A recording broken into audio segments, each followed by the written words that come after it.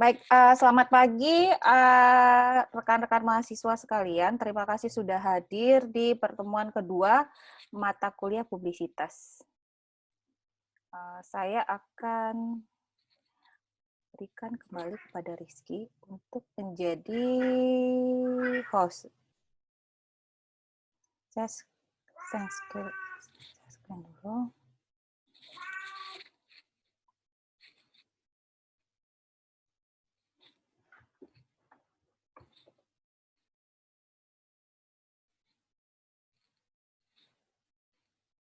Oke, Rizky, saya minta kembali ya untuk menjadi host. Terima kasih, maaf ya Rizky ya, bolak-balik kita. Oke, pertemuan hari ini sebenarnya lanjutan dari yang minggu kemarin. Saya sudah men-share yang ini belum? Presentasi yang ini, definisi dan esensi publisitas. Sudah ya?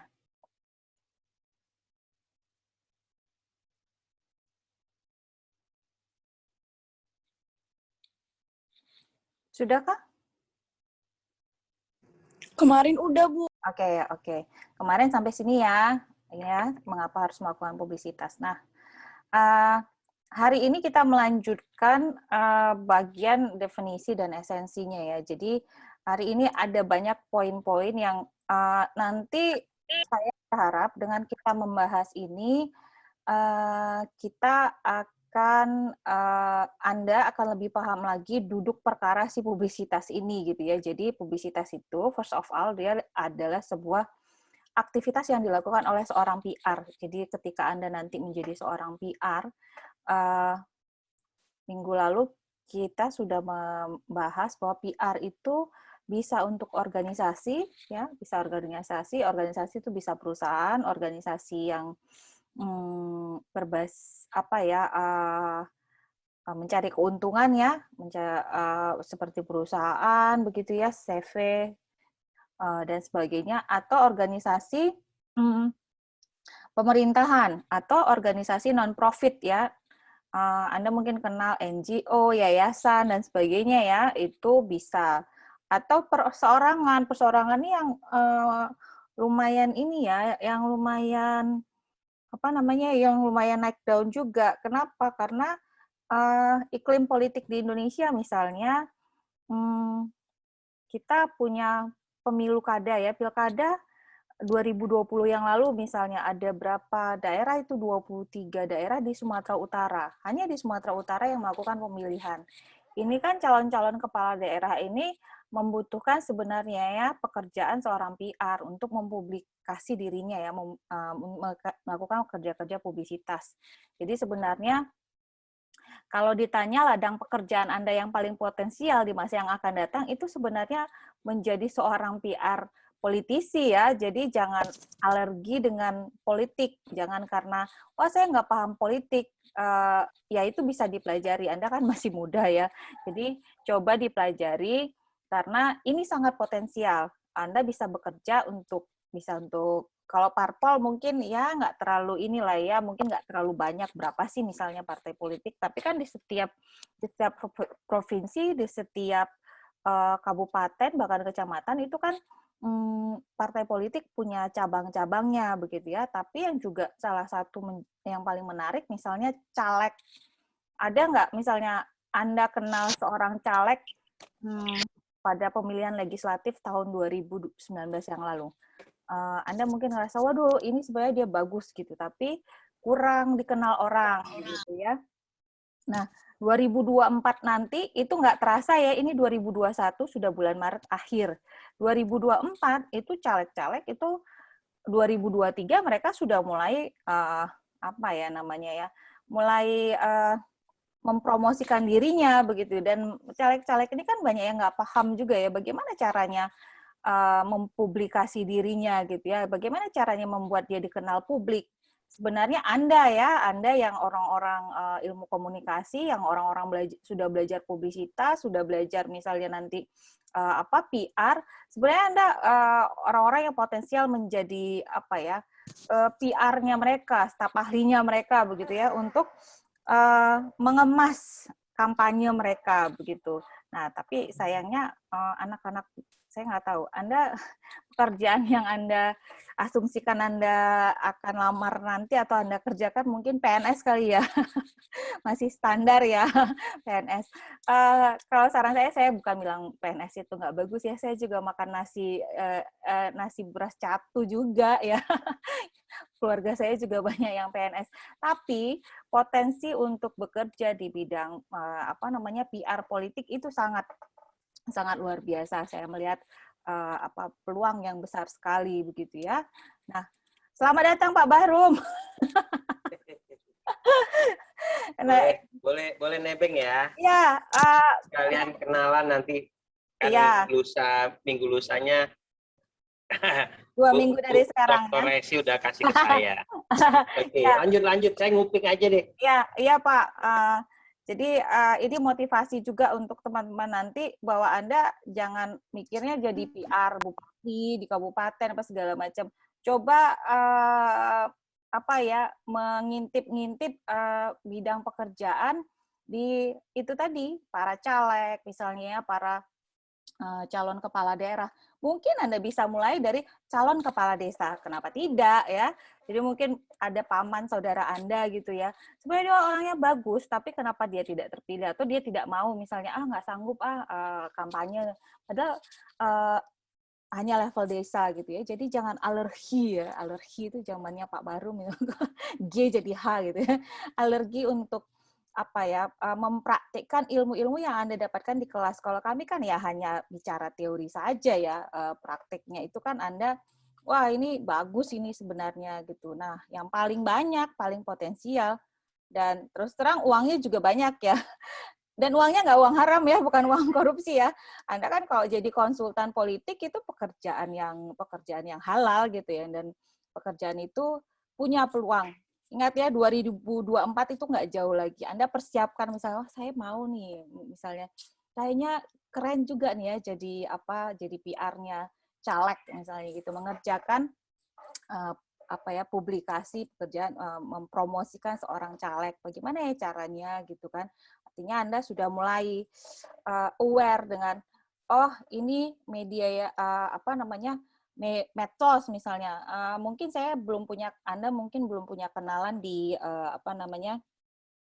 di wartawan-wartawan yang media-media mainstream ya, koran, televisi. Tapi media sosialnya sudah bisa dimulai dari sekarang gitu ya. Jadi cobalah lihat kanan kirinya begitu ya, kanan kiri Anda. Mungkin ada yang bisa Anda kerjakan gitu ya. Yang penting kan duitnya halal begitu ya. Potensinya juga besar. Nah, oke, sampai di sini mungkin ada komentar? Tidak, pas, lanjut. Oke, saya mengumpulkan beberapa hal yang terkait dengan publisitas itu bagi Anda, bagi seorang PR itu seperti apa nanti, esensinya tuh seperti apa sih gitu. Jadi ada banyak, nanti bukunya saya share di grup boleh, di WA, di Google Classroom boleh, jadi bukunya berbahasa Inggris tapi ringan sekali ya, ringan, ditulis dengan agak lucu-lucu juga gitu ya. Saya mengumpulkan agak lumayan banyak ya, belasan hal yang menunjukkan publisitas itu apa fungsinya bagi Anda seorang PR begitu ya. Nah, saya tidak tahu apakah di kelas yang ini atau di kelas yang lain ada pertanyaan, apa sih bedanya publisitas dengan periklanan? Kayaknya di kelas ini ya. Siapa kemarin itu yang nanya ya? Di kelas ini nggak sih? Rian, Bu. Iya, Bu. Rian, Bu. Ya, Rian. Apa bedanya publisitas dan periklanan? Nah, kemarin sudah clear ya kita buat bahwa periklanan itu dia paid ya, berbayar, itu pasti. Publisitas ini ya tujuannya adalah supaya Anda usaha Anda, orang yang Anda ingin Anda ingin promosikan ya, perkenalkan kepada masyarakat luas itu tanpa iklan gitu ya. Jadi caranya macam-macam. Nanti sampai di akhir nanti akan ada banyak cerita tentang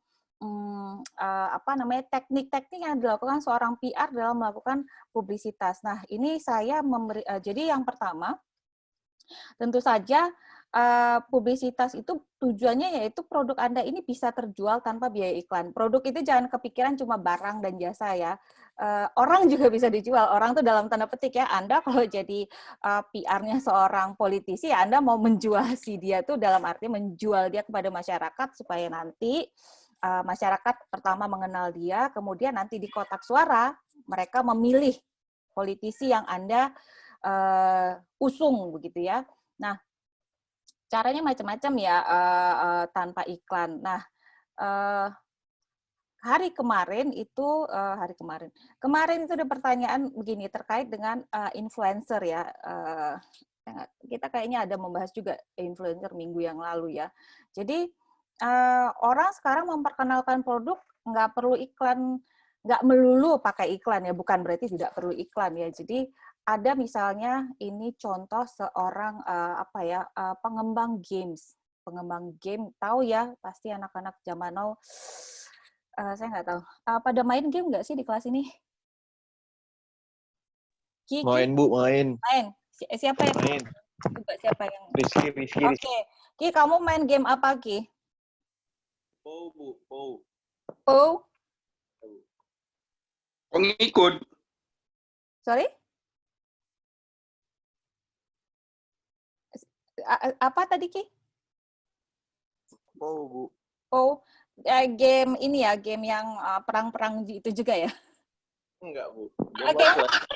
Offline ya? Oh, dia nggak main yang, karena yang saya tahu tuh yang sekarang lagi banyak dimainkan, dia bahkan bisa berkelompok ya, jadi bisa Iya, Bu. saling menyelamatkan ya. Oh, selamatkan dong, aku udah mau mati gitu-gitu ya. Nah, game ini kan, terutama yang game online ini, mungkin yang kalau saya mungkin gamenya masih bubble shooter gitu ya. Yang nggak terlalu stressful ya. Bubble shooter tahu ya. Candy Crush Bu, Candy Crush. Candy Crush, Saga ya. Pokoknya game-game yang ya buat relaksasi aja lah ya, mati juga ya nggak kesel banget gitu ya. Nah, game ini kan salah satu industri yang cukup besar ya, dan game itu juga kajian orang ilmu komunikasi ya, walaupun tidak banyak dikaji oleh mahasiswa ilmu komunikasi, tapi saya ada pernah membaca 1-2 penelitian tentang mahasiswa tentang games. Nah, ini jadi ceritanya pengembang game yang namanya Trivial Pursuit ini dia nggak punya budget untuk iklan. Yang dia lakukan apa? Dia itu ngirim sampel gamenya itu ke misalnya dia bikin game industry buyers, jadi pembeli misalnya mungkin kalau kita mungkin ke ini ya warnet itu loh, yang warnet game online itu kan dia kan level ini ya, level besar lah ya. Istilahnya dia belinya pasti nggak satu gitu ya, memang untuk untuk bukan perorangan gitu ya, jadi dia kirim ininya sampel gamenya terus ke selebritis misalnya ya, dan sekarang itu gamers itu banyak yang seleb game ya, bukan selebgram lagi ya, seleb game tuh ya kan, bener nggak sih? Di Kompas TV itu ya ada ya acaranya, saya lupa kayaknya Weekend ya. Jadi memang ada nama-nama yang sudah levelnya selebritis di level gamers begitu. Nah, dia kirim sampelnya kepada si misalnya selebritis tadi gitu ya, atau memang pembeli-pembeli kelas besar gitu ya. Nah, jadi dia kayak ya dia bagikan saja banyak kepada ya, kalau misalnya udah seleb gamers yang ini kan yang yang dia kasihkan, terus ternyata gamenya bagus, biasanya kan si selebnya itu si influencer ya bahasanya kita sekarang itu paling tidak dia akan mengulasnya di sosial medianya dia begitu ya. Dan sekarang media mainstream bahkan banyak merujuk pada para influencer ini. Saya misalnya bulan lalu mau cari handphone yang kameranya bagus gitu ya. Saya pikir itu diulas lah ya di media-media yang ada beberapa majalah gitu ya yang majalah. Kalau dulu saya pakai majalah ya, kalau sekarang tuh masih media online. Nah, media online itu kemudian merujuk satu nama yang sama. Saya lupa, nanti saya cari namanya. Jadi si reviewer ini sudah begitu terkenal sehingga apapun yang dia bilang itu kemudian dikutip gitu ya, dikutip mentah-mentah gitu oleh oleh si media mainstreamnya begitu ya. Jadi sebegitu kuatnya pengaruh seorang influencer. Nah, sama seperti selebgram, beauty blogger ya. Kalau teman-teman yang cewek-cewek nih cari skincare, mungkin ngeceknya sekarang udah nggak ke media, nggak ke iklan ya, tapi ke beauty blogger yang kepercayaan Anda. Yes or no? Ya nggak deh? Bener kan ya? Oh, Sri Vita bilang enggak. Kenapa, Dek? Kamu kalau cari skincare, mempertimbangkan beauty blogger atau enggak, Sri? Nggak pakai skincare, Bu. Oh, oke, nggak pakai skincare. Ya, belum usia kamu. Nanti kalau usianya 30-an pasti akan sudah mulai pakai skincare. Mungkin Andika pakai skincare nggak ya? Enggak, Bu. Oh, enggak, oke. Nggak ada yang pakai skincare di sini. Yang kira-kira pernah merujuk merujuk ke beauty blogger ada nggak sih di sini? Saya kira pasti ada ya. Siapa misalnya? Salsabila kayaknya wajahnya kinclong deh. Kamu pernah nggak misalnya ngelihat ulasan beauty blogger? Pernah, Bu. Nah, pernah ya. Lebih percaya beauty blogger atau kamu lebih percaya iklan? Beauty blogger. Nah, itu. Se-powerful itu ya. Jadi sebagai Anda sebagai calon konsumen, kita sebagai netizen ya, iklan itu ya saingannya sudah lumayan banyak gitu ya. Jadi ada peluang Anda untuk, kalau Anda dalam posisi sebagai PR, Anda punya peluang untuk mempromosikan produk Anda tanpa harus pakai iklan gitu ya. Jadi produk Anda itu dapat terjual tanpa biaya iklan. Nah, begitu. Next, publisitas membantu Anda untuk berkompetisi. Nah, ini ada beberapa yang mirip ya. Jadi begini, ini maksudnya dia menjelaskan ya. Semakin sering Anda muncul di media gitu ya, mungkin Anda muncul sebagai apa gitu ya. Kadang-kadang hal yang remeh-temeh gitu ya. Misalnya, ada nggak di sini yang punya punya hobi traveling? Ada yang traveler? Ya mungkin masa pandemi enggak ya. Tapi yang suka jalan-jalan ada nggak di sini? Banyak, Bu. Banyak, Bu. Oke, Banyak, Bu. siapa yang Boy, Bu. Siapa? Boy itu, Bu. Boy. Dia Boy. backpacker, Bu. Backpacker. Boy, mana Boy? Mana sih Boy? Boy? Ya, Bu. Hujan, Bu. Oh, hujan. Oke, ini Boy ya? Iya, Bu, Boy. Oke, Boy, sebelum pandemi seberapa sering kamu kamu jalan-jalan traveling backpackeran? Seminggu sekali lah, Bu. Seminggu sekali. Kemana aja itu, Boy? Sekitaran Ya. rumah, Bu. Sekitaran rumah. Kemana, Boy? Ya, paling di luar-luar Medan lah, Bu. Luar Medan. Ke Diski misalnya. Rumah saya kebetulan Diski. Jadi dekat kali, Bu. Oh, dekat kali. Oke. Sudah sampai kemana, Boy? Paling jauh ke Bandung lah, Bu. Bandung. Backpackeran masih ya. Usianya masih cukup untuk backpackeran ya. Masih kuat ya? Iya lah, Bu. Oke. Nah, Iya. Boy, kamu biaya sendiri masih ya? Enggak, Bu. Belum kerja kok dulu, Bu. Kemarin waktu backpackeran kayak gitu. Kalau sekarang udah lah. Enggak, maksudnya dibiayai orang tua gitu ya? Belum dapat sponsor ya? Iya. Nah, belum dapat sponsor ya. Oke. Saya punya teman, siapa ya nama orang itu ya? Saya tuh saking lamanya nggak ketemu sampai lupa namanya. Dia kemana-mana nggak pernah bayar. Dia Itu tinggi kali itu, Bu. Nah, ya dia sudah hampir seusia saya kan. Kamu jauh ya usianya dari saya ya. Artinya kan juga. kamu merintis Jadi dia sampai ke Abu Dhabi lah, sampai ke nggak tahu saya udah kemana aja tuh anak gitu ya, Jauh Konsifa apa banget. segala macam yang apa namanya outdoor gears ya, peralatan outdoor itu yang sering membayari dia. Tapi pernah juga sih kayaknya dia pernah dibayari oleh sebuah travel agent ya, saya lupa. Kayaknya pernah. Jadi dia jalan-jalan tuh nggak pernah dibayari begitu ya. Jadi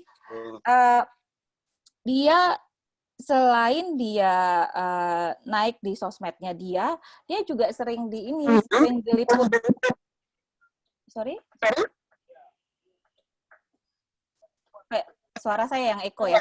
Jadi dia sering diliput misalnya ya TV-TV lokal lah kayak apa namanya iNews ya, kemudian sekarang kan misalnya Medan Talk ya, Anda ngikuti nggak itu yang apa namanya yang Instagram ya, mereka ya update-nya berita-beritanya di Instagram gitu.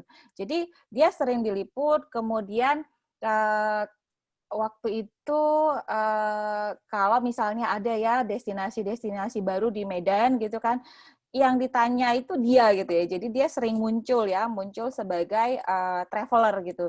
Jadi aduh saya lupa siapa sih namanya anak itu ya. Jadi di antara among many travelers in Medan gitu ya, di antara begitu banyak traveler di Medan, dia karena sering diliput oleh media ya. Jadi dia itu dianggap sebagai ya traveler yang mewakili traveler dari Medan gitu ya. Jadi dia kalau ada misalnya perusahaan yang mau ngasih tiket atau ada mereka butuh apa namanya butuh mungkin bukan bintang iklan ya, mungkin yang ngasih statement gitu tapi kemudian dibayar ya, itu kemudian memakai dia gitu ya, karena dia sering sekali diliput, selain juga dia punya medsosnya sendiri gitu ya. Nah jadi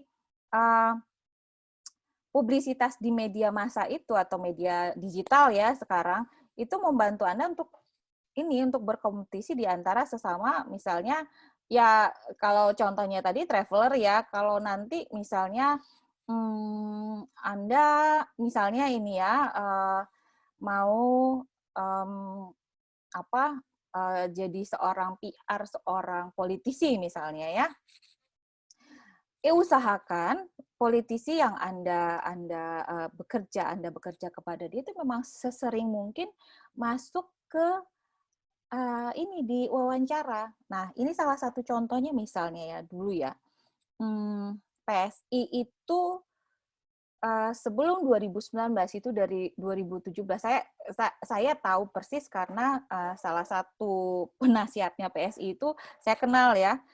Nah, apapun kejadian di Indonesia gitu ya, event di Indonesia, bencana kayak apapun begitu ya, kalau ada wartawan nanya ke PSI, sebenarnya nggak nyambung gitu, bukan untuk mempromosikan calegnya, enggak, bukan untuk saya calon caleg, enggak, cuma hanya kayak gini, kayak apa pendapat Anda misalnya tentang banjir di Jakarta begitu ya.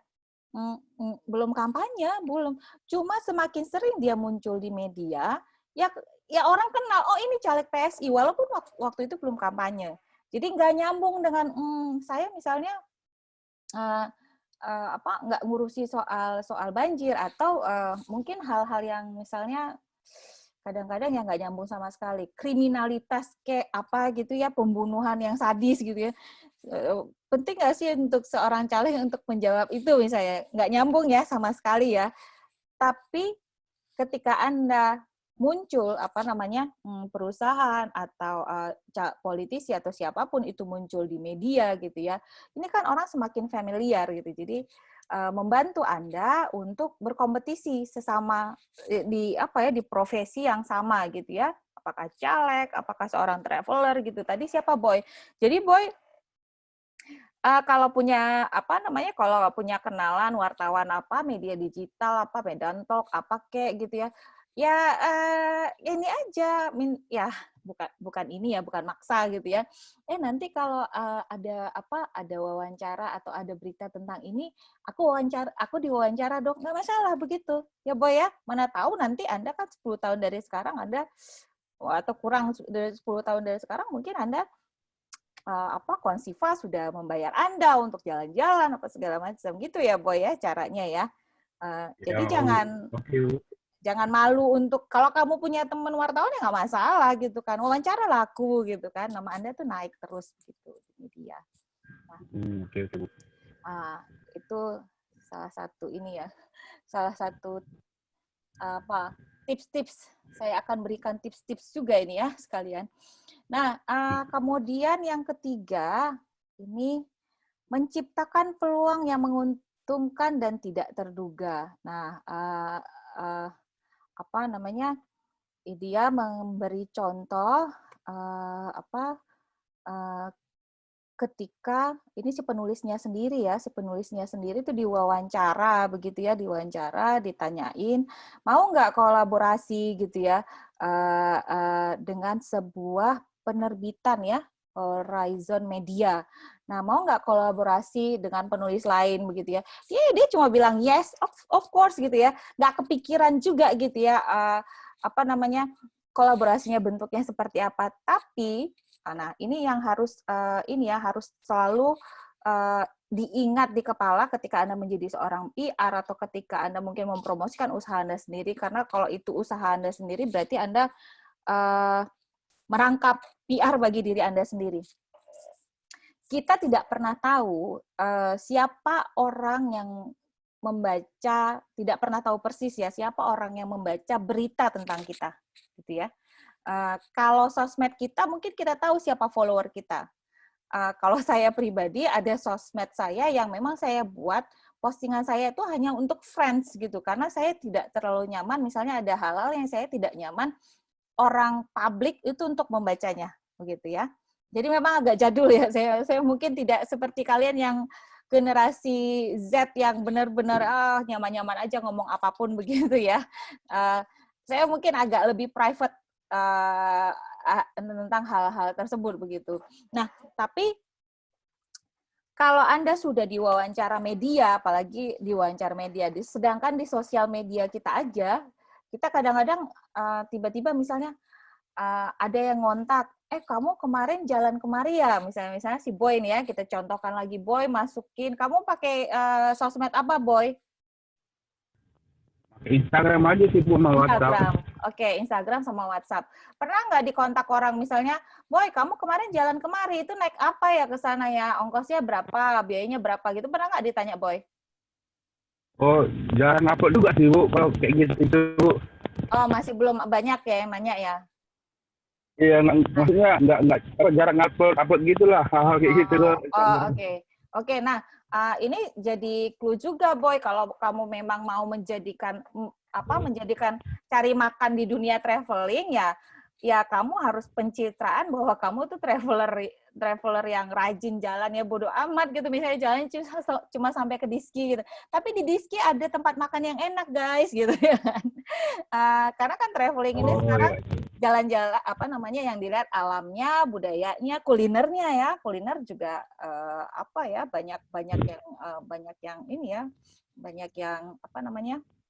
banyak yang suka ya, Boy ya. Jadi mungkin jalan-jalan cuma sampai Binjai, tapi di Binjai itu ada es campur yang enak, tahu balik yang enak gitu ya. Memang nggak ngelihat alamnya sih, biasa aja gitu ya, Boy. Nah, gitu. Terus kadang-kadang orang suka melihat misalnya postingan yang kalau di sosmed ya, postingan yang berkaitan, ini kita sedikit belok ya, ini sosmed. Postingan yang berkaitan dengan tipsnya, tips dan trik misalnya. Kalau ke Binjai supaya murah, kalian bisa 1, naik kereta api, 2, naik bus Mebidang gitu kan, bus Damri Mebidang. Oh iya ya, itu nyari busnya di sini. Kalau naik keretanya nanti jadwalnya, wah apalagi kalau udah ada jadwal, kalau udah ada ongkos, itu wah itu jadi pertimbangan banget. Kalau saya jalan tuh saya langsung screenshot. Bahkan kadang-kadang saya japri orangnya gitu ya, kalau saya kenal atau saya pernah bersua gitu ya. Nah, begitu juga kalau, jadi kadang kita apa tadi ya, kita tidak pernah tahu siapa yang membaca berita tentang kita. Kita bahkan sosial media kita aja kita nggak ngeh gitu ya. Misalnya tiba-tiba ada orang nanya, Boy, kemarin ke Siantar naik apa, kendaraan yang nyaman apa? Kalau jadi biasa ya, mungkin awalnya Anda memberikan info secara gratis gitu ya, namanya juga pencitraan dulu dong ya. Nanti lama-lama mungkin Anda membuat sebuah travel agency, who knows gitu. Nah, atau mungkin seorang traveler seperti Boy ini mungkin ada yang merekrut, jadi travel agency ini merekrut Boy ini menjadi apanya dia, influencernya dia begitu ya, dapat kerjaan dong gitu ya. Boy, kamu jalan-jalan ya, nanti di sosmednya dia, jadi sosmednya si Boy ini dipakai oleh si travel agency ini untuk promosi begitu. Jadi ketika kita di sosmednya kita atau bahkan di pemberitaan media itu sering sekali ada kesempatan-kesempatan yang yang menguntungkan dan tidak terduga, karena kan orang ketika kita diberitakan gitu kan. Nah, ini kuncinya adalah salah satu kuncinya ya, publisitas itu kan berbicara tentang publikasi Anda di media ya, di media dalam hal ini koran misalnya, majalah ya, bukan sosial media Anda ya. Jadi itu perbedaannya. Jadi Anda bisa saja mempublikasikan diri Anda di sosial media Anda.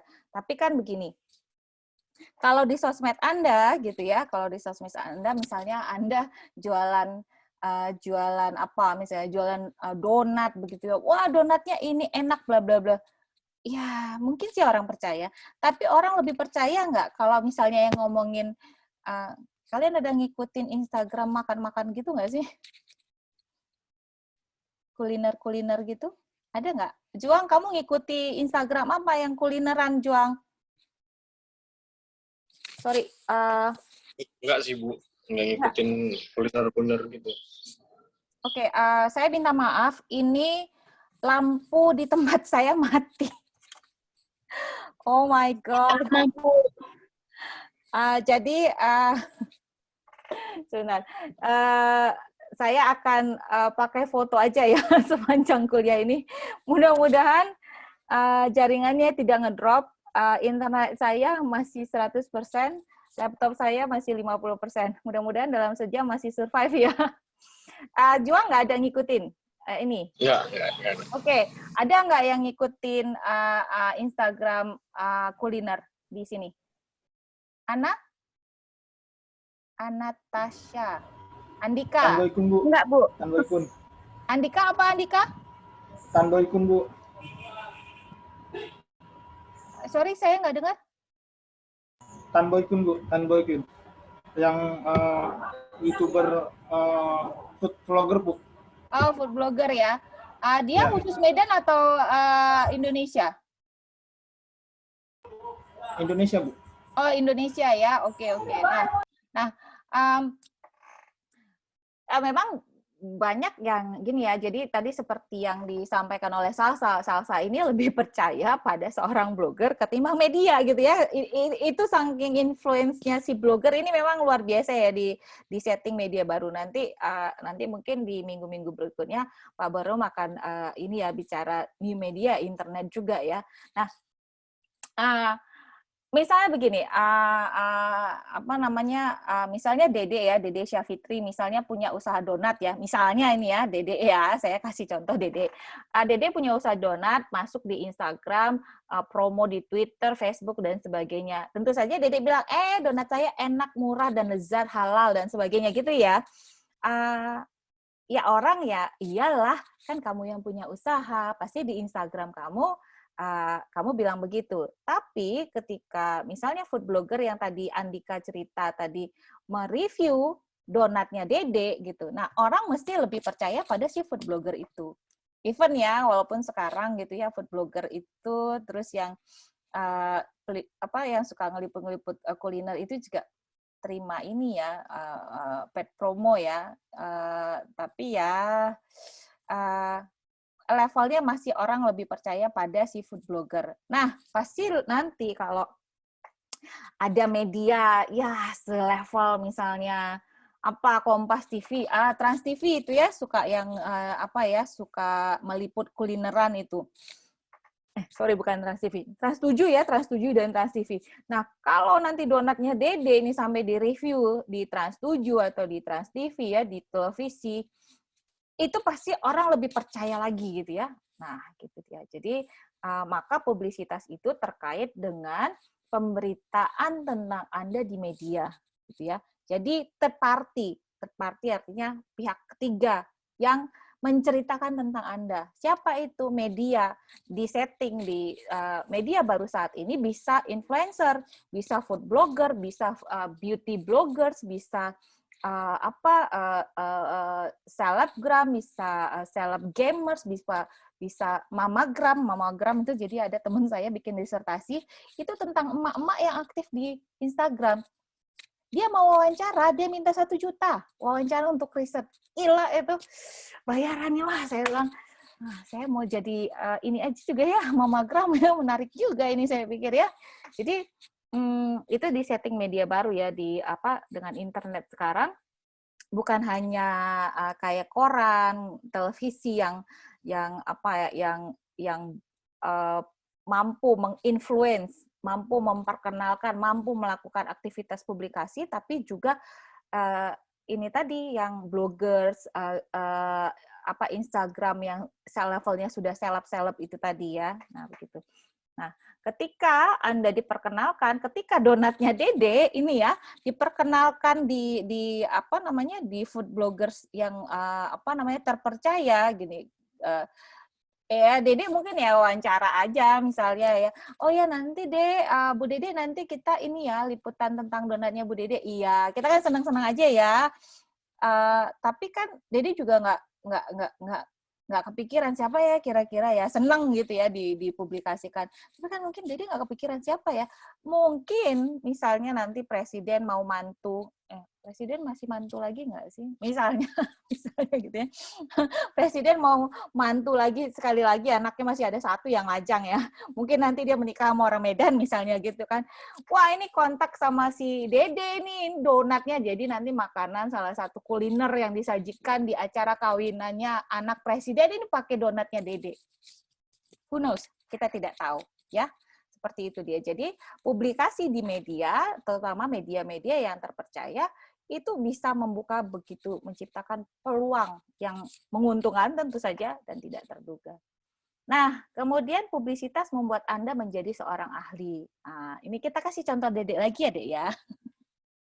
Oke, misal ini, Dede tadi menjual donat, terus diliput juga nih Ibu Dede ini, wah donatnya mengembang dengan sempurna, enak, bergizi dan sehat begitu ya. Mungkin Dede nggak punya background sebagai seorang chef ya, atau pastry ya lebih spesifiknya, karena chef itu biasanya makanan besar. Kalau pastry itu yang khusus makanan-makanan kecil gitu, kue-kue ya. Nah, teman-teman ini pasti lebih paham ya beda antara chef dengan pastry ya. Pastry itu apa sih?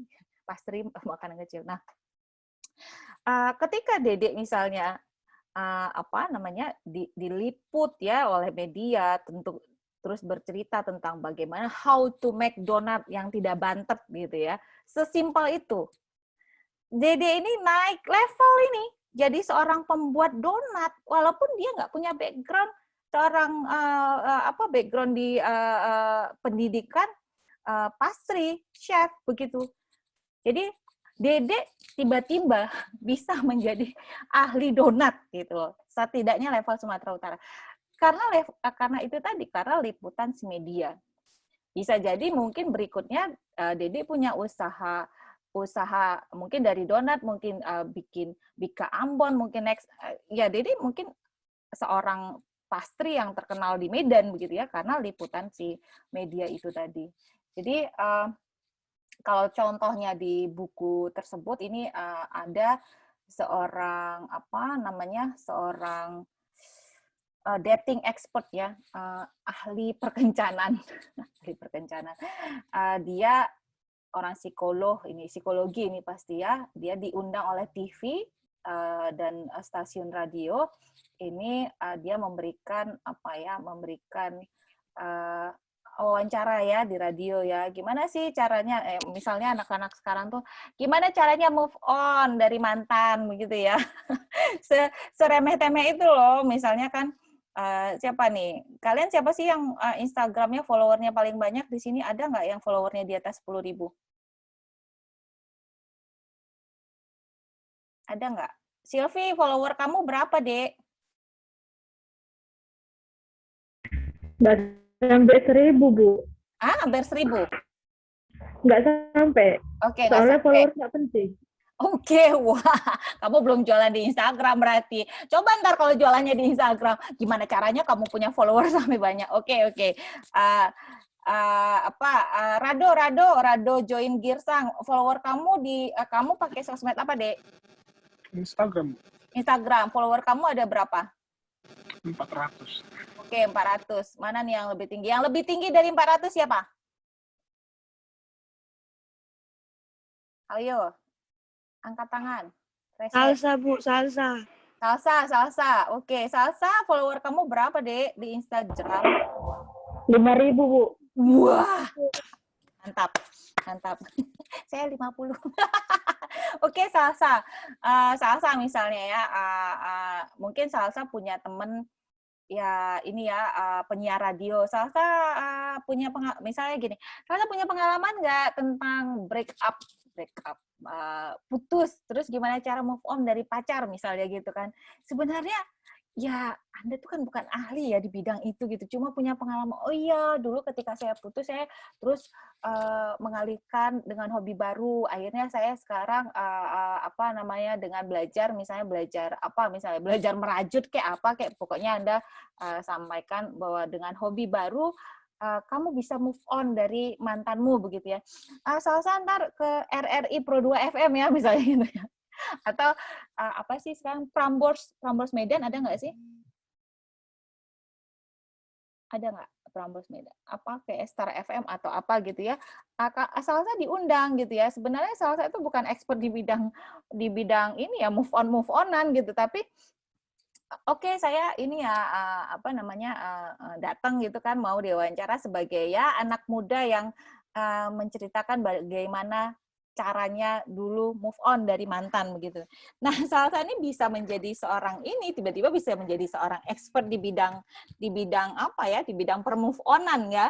Karena begitu kamu di feature di diwawancara di media begitu ya, itu membuat Salsa itu menjadi ahli di satu bidang gitu ya. Apalagi kayak Boy tadi gitu ya. Gimana cara traveling yang hemat begitu ya. Jadi ketika Anda diwawancara, ketika Anda mendapat kesempatan di media ya itu ada publikasi di media itu bisa membuat seseorang menjadi seorang ahli. Nah. Next, ada pertanyaan? Kalau ada pertanyaan langsung sampaikan aja ya. Mohon maaf, ini lampunya masih mati, jadi saya masih matikan kamera karena kalau tidak yang kalian lihat adalah seperti ini. Serem ya?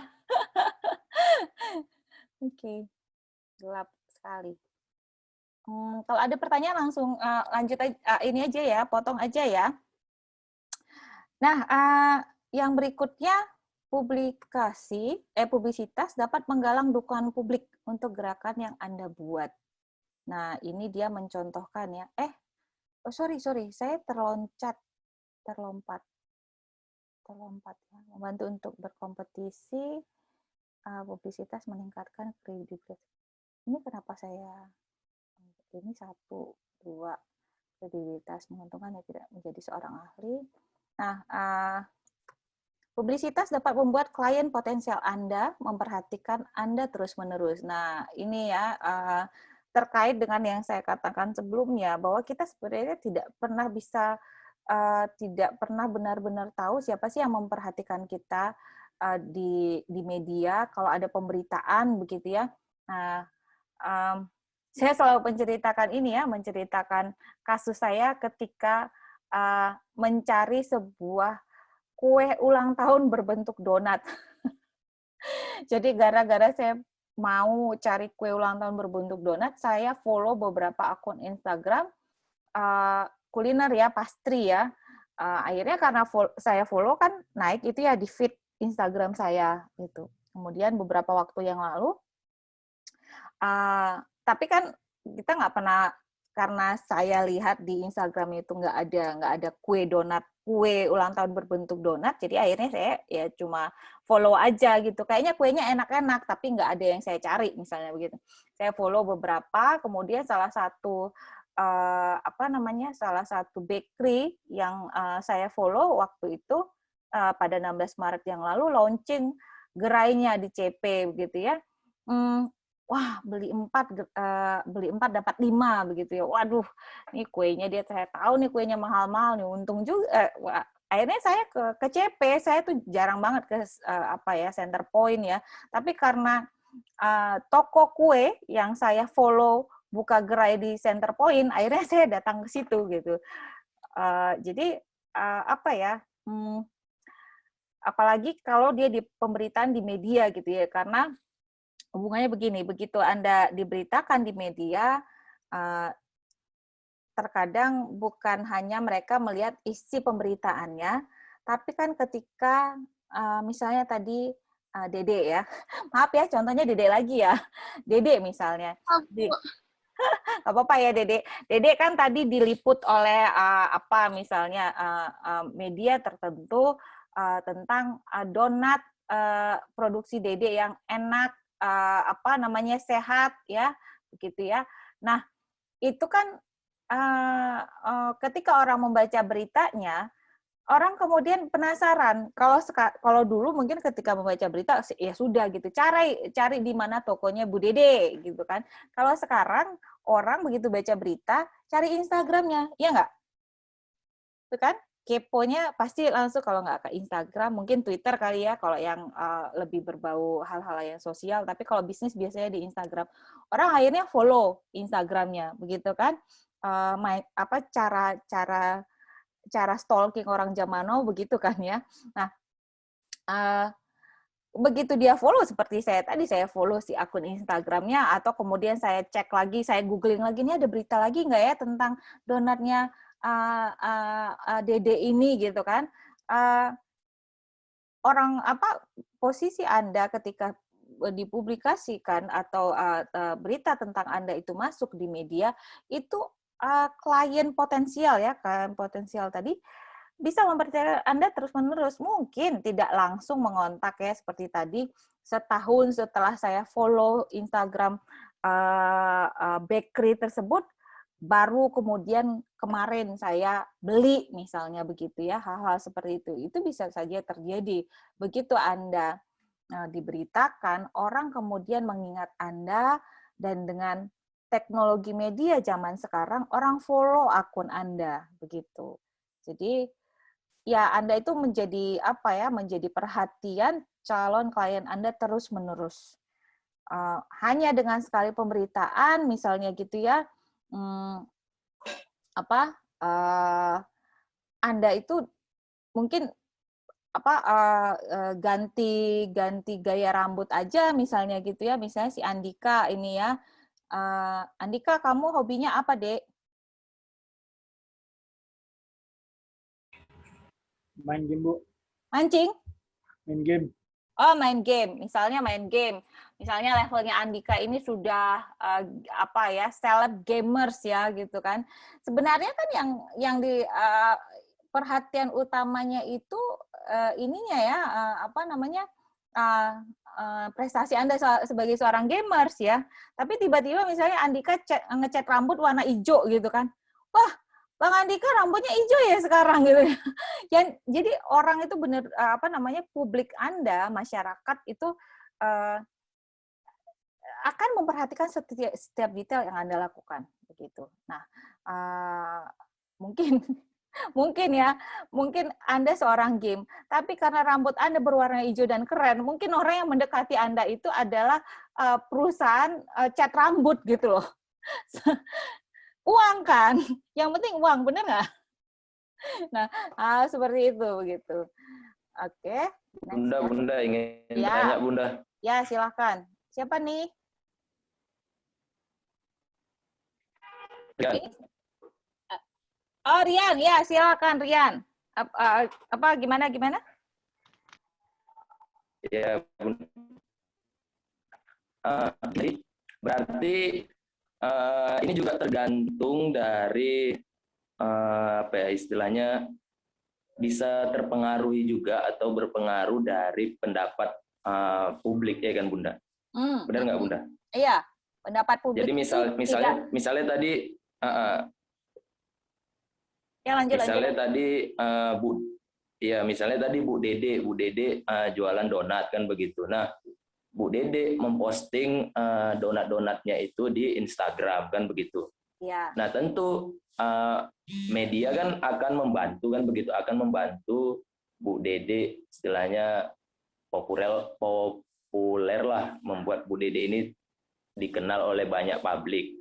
Tapi kan juga pendapat publik itu akan bisa jadi mempengaruhi ya kan Bunda, mempengaruhi orang. Kadang media ini atau kita katakan internet lah, dunia sosial media ini kadang bisa menaikkan orang lain dan juga bisa menjatuhkan orang lain dari komen-komennya kan begitu, dari komentar-komentarnya, atau seperti ada mata kuliah pendapat publik itu kan bisa kalau banyak orang yang berkomentar bagus, maka Bu Dede donatnya bagus. Tapi kalau banyak yang berkomentar donat Bu Dede nggak enak, maka Bu Dede akan jatuh kan begitu. Ya, benar. Iya kan, benar kan Bunda. Berarti ada kaitannya juga kan Bunda dengan pendapat publik. Berarti iya Bunda. Iya. Jadi karena mata kuliah ini tentang publisitas, maka mungkin lebih fokusnya adalah bagaimana Anda sebagai PR melakukan kerja-kerja publikasi ya, kerja-kerja publisitas. Tapi ini kan terkait dengan pendapat publik ya, benar. Sampai di situ enggak? Itu aja pertanyaannya, Rian. Iya Bunda, menanyakan keterkaitan itu. Jadi tadi Rian mendengar Bunda dan menyampaikan menyinggung-nyinggung tentang publik atau Bunda kan yang mencari mencari memfollow akun donat apa? Donat Bu Dede. Donat Bu Dede. Donat itu donat Bu Dede itu kan adalah merupakan aksi yang digunakan untuk mensurvei atau mencari tahu mana sih donat Bu Dede kan begitu. Bunda melihat di Instagramnya Bu Dede, lalu Bunda lihat komen-komenan orang kan begitu. Ya, benar. Atau fotonya Bu Dede lah kan begitu. Ya kan Bunda. Itu kan pasti akan mempengaruhi Bunda juga dalam membeli atau tidak kan begitu. Iya, benar. Jadi karena ya tadi seperti yang saya sampaikan, karena memang di sini kita bicara publisitas, tentu saya tidak banyak merambah ke pendapat publik. Tapi kemarin itu ada pertanyaan seperti ini, netizen itu berpengaruh nggak dengan kerja-kerja dengan aktivitas publisitas yang kita lakukan? Yes, di zaman now ini ya seperti itu. Jadi netizen itu bisa membuat seseorang naik daun dan bisa membuat seseorang turun daun begitu ya. Jadi memang saya bukan pisau bermata dua juga begitu ya, tapi ketika Anda sudah terkenal, memang Anda harus menjaga kualitas, itu pasti. Dan netizen ini kan kita tidak pernah sama seperti peluang yang bisa kita dapatkan dari publik, begitu juga publik akan dapat mengobok-ngobok bisnis Anda juga gitu, karena kan publik Anda ini netizen terutama gitu kan, dengan mudah misalnya memberikan, kalau zaman dulu ya misalnya gini, kita kasih contoh donat Bu Dede ya kembali, kalau zaman dulu misalnya diliput oleh majalah kuliner begitu ya, mungkin 10-15 tahun lalu, oh ini menarik nih, ini gerainya ada di mana, terus orang datang, ternyata donatnya tidak seenak yang digambarkan oleh si majalah kuliner tersebut begitu. Ya orang paling cuma apa sih kalau zaman dulu mungkin mengirim surat pembaca ke majalah kuliner. Alah ribet banget ya, siapa sih mau ngirim surat pembaca? Tapi kalau zaman sekarang ya tinggal dia posting. Kadang-kadang di-mention lagi ya, donat Bu Dede tidak seenak yang digambarkan. Waduh, kalau satu orang yang memposting seperti itu misalnya kan, ya mungkin tidak terlalu berpengaruh tapi kalau orangnya adalah seorang food blogger, ya sangat berpengaruh begitu ya. Kita tidak tahu misalnya itu saingannya, kita tidak tahu apakah dia misalnya objektif atau tidak begitu ya. Bisa saja saingannya Dede yang memposting itu, atau misalnya dia food blogger tapi dibayar oleh saingannya Bu Dede. Dede misalnya gitu. Bisa saja begitu. Atau kadang-kadang ya netizen ini kan ya, cangkemnya gitu ya, jarinya cepat sekali ngejat misalnya. Mungkin donatnya itu enak, tapi pelayannya jutek. Salah satu pelayannya misalnya, ya mungkin tadi pelayannya lagi ada masalah di rumah, terus agak jutek gitu. Terus ada yang posting, iya nih donatnya pelayannya jutek banget gitu. Pelayannya yang ngomongin gitu ya, jadi bisa kemana-mana. Jadi kalau begitu Anda mendapatkan kesempatan diliput begitu ya, itu juga sebuah tantangan, challenge untuk Anda, untuk perusahaan Anda, untuk misalnya politisi yang di mana Anda bekerja. Nah ini yang paling susah kalau hanya memproduksi barang dan jasa ya. Misalnya Anda di perusahaan barang dan jasa, Anda bisa atur kualitas Anda gitu ya. Ya donatnya nggak boleh dikurangi kualitasnya. Tapi kalau Anda misalnya seorang PR, seorang politisi, begitu dia terkenal, tapi dia orangnya mut-mutan, waduh, itu stresnya itu ada di Anda gitu. Karena politisi kan nggak boleh misalnya ketemu orang cuek, misalnya gitu ya. Jadi ada satu politisi, karena ini ada rekam, saya agak ini ya. Saya tidak usah sebutkan nama lah ya, nanti agak ini. Jadi dia awalnya bukan politisi ya, dia itu awalnya memang ya punya kesempatan aja lah jadi calon kepala daerah gitu ya.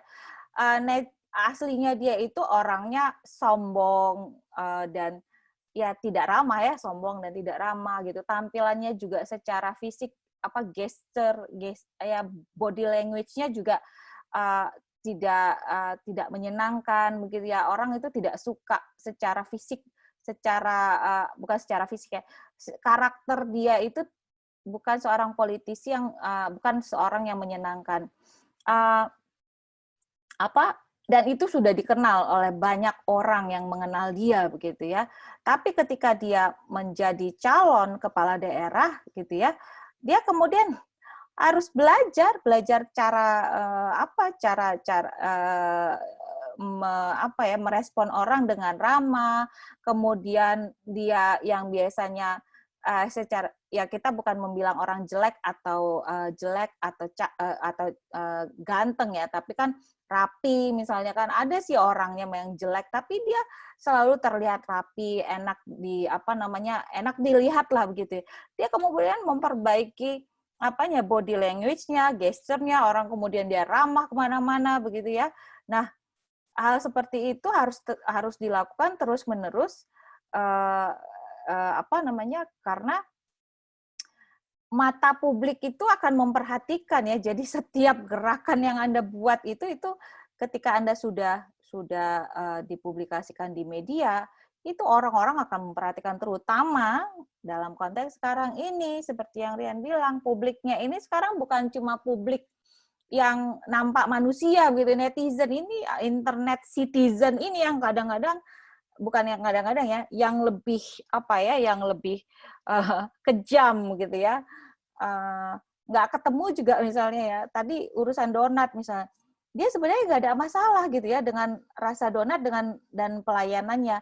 Tapi karena ada yang satu kompor meleduk tadi ya, yang posting di sosmed, oh iya kayaknya memang dia agak jutek gitu. Padahal dia nggak ngerasakan, misalnya nggak dilayani oleh misalnya si sales yang pelayan yang jutek tadi gitu. Tapi ya udah, satu kompor meleduk ya menular begitu ya. Jadi memang ketika orang sudah terkenal ya, ibarat kata pepatah, semakin tinggi ya, semakin tinggi pohon itu semakin anginnya semakin kencang begitu. Nah seperti itu juga ketika ketika Anda sudah dipublikasikan di media, kemudian sudah banyak orang yang mengenal Anda gitu. Nah, oke ya, jadi benar publik itu berpengaruh, yes, sangat berpengaruh. Terutama di era digital saat ini. Next ya, nanti kalau ada pertanyaan boleh langsung raise hand, langsung ngomong aja ya, gitu ya. Bunda. Ya. Terlintas lagi di pikiran Rian. Tadi ada kata-kata pencitraan, ya kan Bunda? Ya. Nah, kalau yang Rian dengar gitu kan, pencitraan itu kan konotasinya negatif, ya kan? Nah, kira-kira pencitraan dengan membangun citra itu sama nggak, Bunda? Ya jelas beda lah. Kan beda, kata-katanya aja beda. Satu membangun citra, satu pencitraan. Ya nggak sih? Coba ditulis. Iya. Saya tidak pernah ngoprek-ngoprek membangun citra dengan pencitraan itu beda atau enggak. Tapi kira-kira mungkin sama ya. Jadi dari bahasa Inggris ya, apa sih image ya? Pencitraan, image itu, citra itu image gitu ya. Kalian ada mata kuliah komunikasi antar pribadi nggak sih? Komunikasi interpersonal mungkin. Yes, Bunda. interpersonal. Bahasa Inggrisnya interpersonal communication. Sudah ngambil belum? Sudah. Nah, self-image itu kalian sudah ada pembahasan tentang self-image nggak? Benar, sudah Bunda. Nah. Kita ya harus kita ini kan ibaratkan sosok humas juga kita, humas untuk diri kita sendiri kan gitu. Kita menjaga diri kita, nama baik kita, diri kita kan gitu kepada orang-orang yang di sekitar kita, kepada teman kita, rekan kerja kita atau masyarakat secara luas gitu. Jadi benar. Itu goals-nya ya. Jadi sebenarnya citra itu kan created ya, diciptakan ya. Jadi kalau dibilang itu murni nggak sih pencitraan, misalnya dia orangnya ramah begitu ya, atau tujuannya karena dia mau jadi nyalek gitu kan?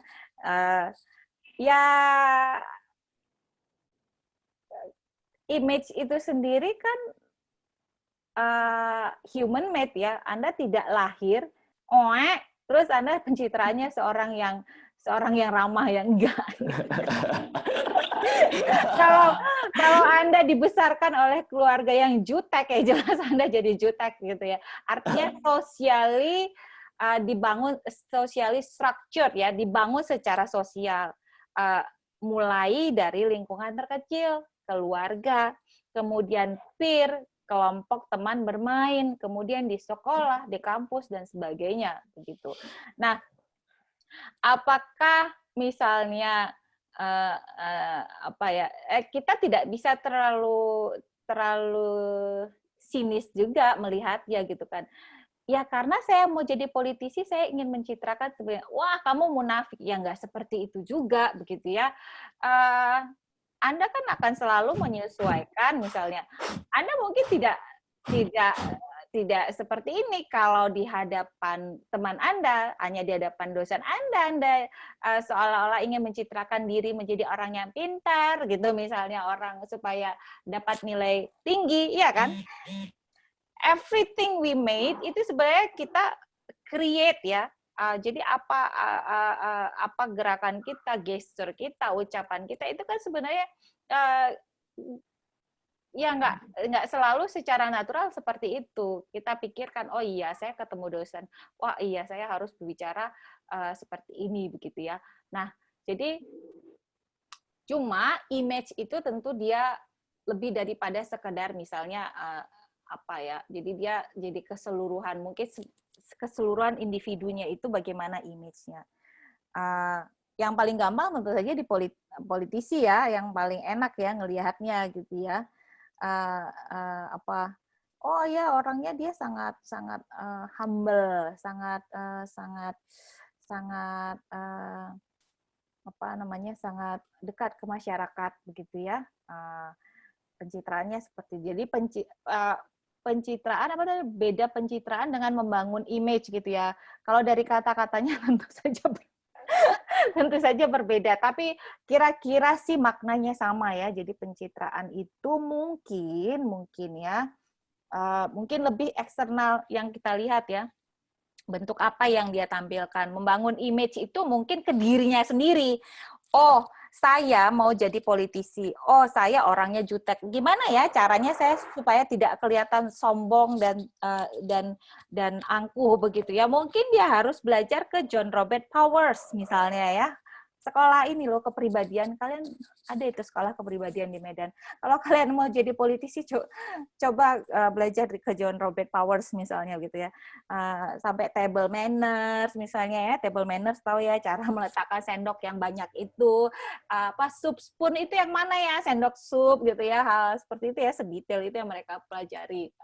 Jadi mungkin seperti itu ya, saya tidak bisa memastikan apakah membangun citra dan pencitraan itu, tapi mungkin kira-kira pencitraan itu hal yang dilihat publik eksternalnya, mungkin membangun citra itu lebih kepada dirinya kita sendiri gitu ya.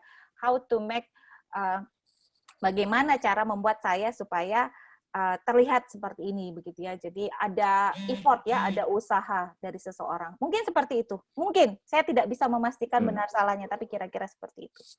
Iya, nah, benar-benar. Kalau dibilang negatif atau tidak, saya kira begini. Kinerja itu akan membuktikan apakah pencitraan itu fake, benar, palsu atau benar gitu ya. Kita kan punya misalnya politisi, wah kesannya dia wah masuk gorong-gorong lah, inilah itulah. Tapi kan Anda bisa ngelihat kinerjanya, apakah dia benar-benar peduli terhadap masyarakat kecil atau hanya pencitraannya aja. Siapapun bisa masuk gorong-gorong, kalau urusan masuk gorong-gorong yes or no. Yes ya. Iya. Kecuali kalau misalnya Salsa pakai rok terus ya nggak bisa masuk gorong-gorong dong, kejomplang saya begitu ya. Tapi mungkin most of people bisa masuk gorong-gorong gitu. Tapi apakah kinerja dia menunjukkan dia seseorang yang benar-benar peduli terhadap masyarakat kecil. Jadi kinerja itu ya, action speak louder daripada kata-kata. Action speak louder than words ya. Anda mau bilang saya A B C D E F G, tapi kalau yang Anda lakukan bertentangan dengan apa yang Anda sebutkan diri Anda, orang lebih percaya pada apa yang Anda kerjakan. Jadi action speak louder than words. Makanya kemudian emang kita akan belajar nanti cara membuat press release ya, kita akan belajar cara menunjukkan, tapi lebih dahulu ada event yang menarik ya bagi Anda seorang PR. Anda membuat dulu event yang menarik gitu ya. Anda nggak bisa bikin press release, ini perusahaan saya begini-begini peduli terhadap lingkungan bla bla bla bla misalnya. Perusahaan kami atau misalnya caleg saya ini sangat peduli terhadap masyarakat kecil dan sebagainya. Kalau cuma ngomong siapa aja bisa ngomong, tapi mungkin caleg Anda misalnya memberi bantuan memberi bantuan pelatihan terhadap anak putus sekolah misalnya. Oh iya benar, calegnya itu benar-benar dia punya program nih. Jadi setahun sebelum dia mencaleg, even ya misalnya itu kan nggak jujur, itu kan karena dia mau mencaleg. Ya tapi dia sudah membangun citra itu. Dia misalnya buat pusat pelatihan bagi anak putus sekolah di kecamatan X gitu kan. Itu kan action ya. Jadi Anda nggak perlu bilang koar-koar, wah caleg yang saya ini sangat peduli terhadap anak putus sekolah. Actionnya apa? Setahun yang lalu dia sudah punya sebuah lembaga pelatihan bagi anak putus sekolah. Jadi actionnya speak louder than words, begitu. Maka ini kan Bunda integritas lah, intinya integritas harus dijaga ya kan Bunda. Integritas itu memang harus dibangun, baik Anda sebagai nanti bekerja sebagai untuk individu ataupun organisasi. Jadi yang paling berat adalah organisasi ya, karena orangnya banyak. Maka kemudian nanti kalau Anda ada internal PR. Kalian sudah belajar internal PR belum? Sudah. Nah, sudah. Internal PR itu kerjanya agak lebih sulit. Jadi, kalau eksternal PR Anda bisa bilang A, B, C, D, F, G. Internal PR, Anda mendidik orang internal Anda, pegawai Anda. Gimana caranya? Kamu jangan posting-posting yang aneh-aneh dong di sosmed kamu, gitu ya. Benar. Harus memberikan contoh kepada karyawan-karyawan yang ada di dalam. Nah, seperti itu. Dan karyawannya juga harus nurut, gitu ya. Gimana caranya supaya nurut? Nah, ada trik-triknya tentu saja, begitu ya. Gimana di dunia digital itu kan, kadang-kadang kalau saya sih, saya tidak bilang saya kerja di mana, dan orang-orang juga tidak tahu saya kerja di mana di sosmed saya ya. Tapi kalau personal relation saya, orang-orang tahu saya kerja di mana. Tapi di sosmed saya tidak pernah. Karena buat saya ingin membedakan diri saya sebagai individu dan diri saya sebagai pekerja atau sebagai dosen di Universitas Medan Area, misalnya begitu ya. Jadi ada satu sosmed saya yang saya batasi. Saya tidak pernah membuat pekerjaan saya di mana dan sebagainya, karena bagi saya akun yang di situ, akun sosial media yang ini bagi saya adalah ajang aktualisasi diri saya pribadi lepas daripada pekerjaan saya, gitu ya. Nah, makanya saya juga nggak bikin pekerjaan saya di mana begitu, karena saya tidak mau merugikan lembaga tempat saya bekerja. Nah, beda misalnya, jangan kalian bikin mahasiswa di Universitas Medan Area, terus kamu postingnya apa, sesuatu yang orang akan melihat bukan hanya kamu sebagai individu, tapi juga sebagai lembaga tempat kamu kuliah. Benar. Bisa menjelekkan lembaga kita ya kan, Bunda? Ya, efeknya itu sangat ini ya. Nah, kita lanjut dulu. Nanti selain Rian masih Rian juga boleh kalau nanti nanya. Oke, saya akan hidupkan kamera saya karena akhirnya hidup lampu. Yeah. Akhirnya, alhamdulillah, Inilah Sumatera Utara. Semua urusan menggunakan uang tunai. Oh my God. Oke, wajah saya kelihatan ya. Nah, next, publisitas dapat menggalang dukungan publik untuk gerakan yang Anda buat. Jadi ini ceritanya ya,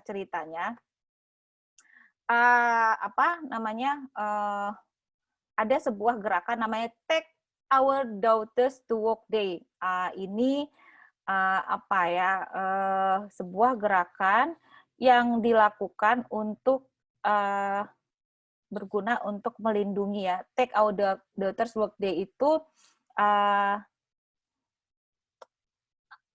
gerakan yang dilakukan oleh para orang tua ini untuk meningkatkan kepercayaan diri dan career awareness ya, dan career awareness itu apa ya, karir awareness itu kesadaran terhadap karir dari anak-anak perempuan yang mungkin baru bekerja gitu ya. Jadi dulu pernah ada salah satu menteri pendidikan yang dipecat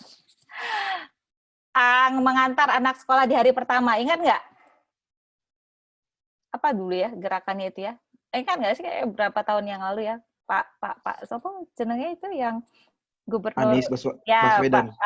Gubernur Anies itu dulu waktu Menteri Pendidikan kan hari pertama sekolah itu ya, benar ya, mengantar anak sekolah. Nah, kemudian kan lumayan, jadi sebelum hari pertama sekolah itu kan dia mempublikasikan ya, banyak media yang kemudian memberitakan, oh ya nanti kita buat gerakan mengantar anak sekolah di hari pertama begitu ya. Tujuannya ya mungkin baik ya, jadi untuk meningkatkan kepercayaan diri anak-anak begitu ya. Cuma mungkin masalahnya kemarin diantar aja nggak dijemput, jadi akhirnya dia dipecat begitu ya. Itu kan jokesnya ya waktu itu. Ya kenapa saya dipecat Pak Presiden? Ya karena saya bikin kampanye mengantar anak sekolah di hari pertama, tapi nggak dibikin menjemputnya gitu. Jadi anaknya nggak dijemput gitu, cuma diantar doang. Itu jokes ya waktu itu. Jokesnya tapi Pak Anies yang ngomong ya waktu itu. Nah, ketika gerakan itu ya, gerakan sosial seperti itu ya, seperti gerakan yang dibuat Pak Anies pada waktu itu, dipublikasi di berbagai media gitu ya, diliput berbagai media, itu kemudian banyak sekali orang yang turut serta di dalam gerakan yang dilakukan tersebut. Terus banyak sekali orang tua yang mengantar anaknya sekolah di hari pertama waktu itu. Nah, Jadi apa ya, hal-hal yang baik ya, gerakan sosial seperti ini gitu ya untuk mengantar anak sekolah supaya anaknya nyaman, itu ketika dipublikasi ini apa ya, iko efek, jadi seperti di gua gitu, kita teriak itu dampaknya itu bisa berkali-kali lipat, terutama kalau hal tersebut jelas ya, misalnya mengantar anak sekolah di hari pertama, iyalah anak-anak itu kan suka nggak pede ya di hari pertama gitu ya, apalagi kalau kelas 1 SD, kelas 1 SMP ya, kalau kelas 2 ya dia kan udah sekolah waktu itu gitu ya. Tapi kalau kuliah nggak usah diantar lah ya, Anda kan udah dewasa gitu. Nah, ketika ada sebuah gerakan yang baik, yang itu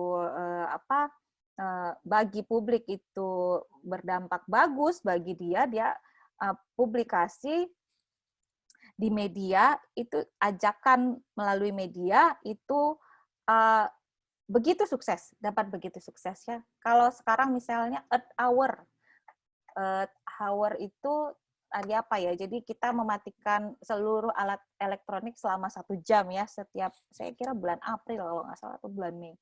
Itu banyak pemberitaan, jadi akhirnya kota-kota di seluruh dunia, termasuk Jakarta, tuh sempat melakukan Earth Hour juga ya, jam bumi ya, untuk mengurangi emisi, mengurangi penggunaan listrik. Nah, karena banyak yang banyak pemberitaan juga gitu ya, jadi TV itu kemudian di jam yang sama itu kemudian mematikan kota-kota besar seperti Jakarta, London, New York dan sebagainya, itu mematikan lampu dan kelihatan gelap begitu ya. Nah, itu publikasi yang dari misalnya hanya sedikit kota di dunia yang melakukan berperan serta dalam Earth Hour itu, kemudian kota-kota besar merasa nggak keren nih kalau nggak ngikutin Earth Hour setiap tahun begitu ya. Jadi akhirnya banyak orang, berjuta-juta orang misalnya mengikuti Earth Hour setiap tahunnya. Nah, seperti ini contohnya juga ya, Take Our Daughters to Work Day, ini untuk meningkatkan meningkatkan self-esteem atau kepercayaan diri anak perempuan. Karena mungkin anak perempuan lebih rentan ya, lebih tidak percaya diri ketika bekerja ya, gitu. Nah, kemudian ini publisitas tentang kegiatan yang baik, ini masih berkaitan ya dengan good cause atau kebaikan yang Anda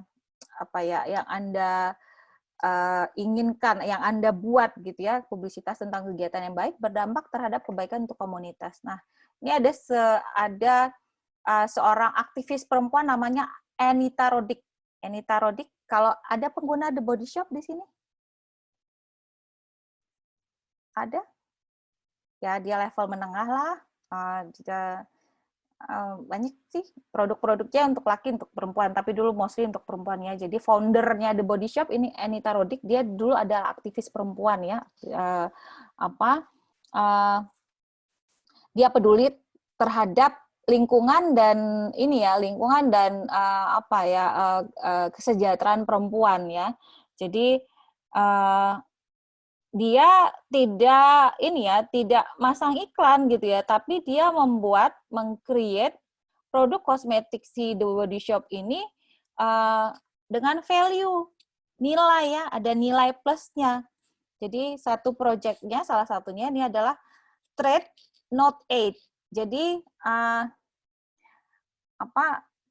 kalau Anda memperhatikan misalnya ya LSM, lembaga-lembaga sosial, lembaga-lembaga non pemerintah itu memberi bantuan tuh yang kayak ngasih tapi tidak berdampak jangka panjang.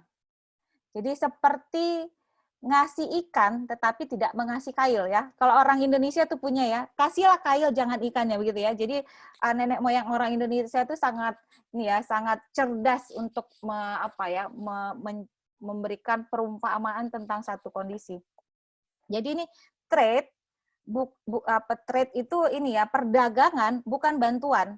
Jadi si Anita ini sebagai seorang aktivis, dia tidak mau ngasih bantuan begitu saja gitu, dia nggak mau ngasih ngasih uang, tapi kamu jual sesuatu sama saya akan beli dengan harga yang pantas, harga yang lebih daripada pasar misalnya ya.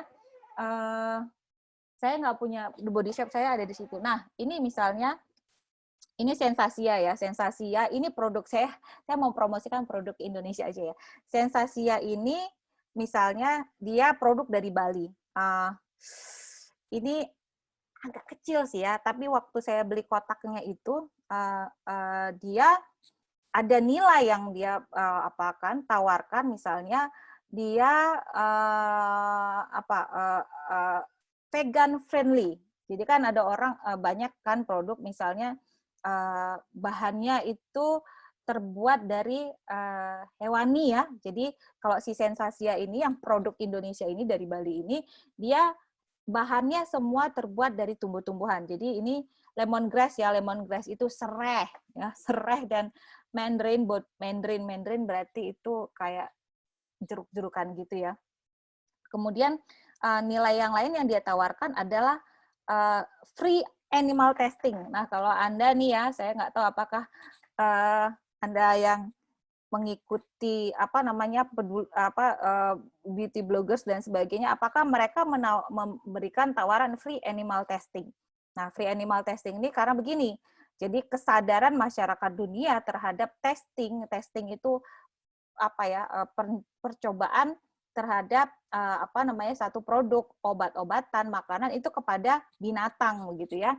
Jadi kalau di dunia kosmetik itu banyak dicobakan misalnya ke kelinci dan anjing beagle misalnya gitu ya. Jadi dan itu hewannya itu diperlakukan sangat tidak hewani, misalnya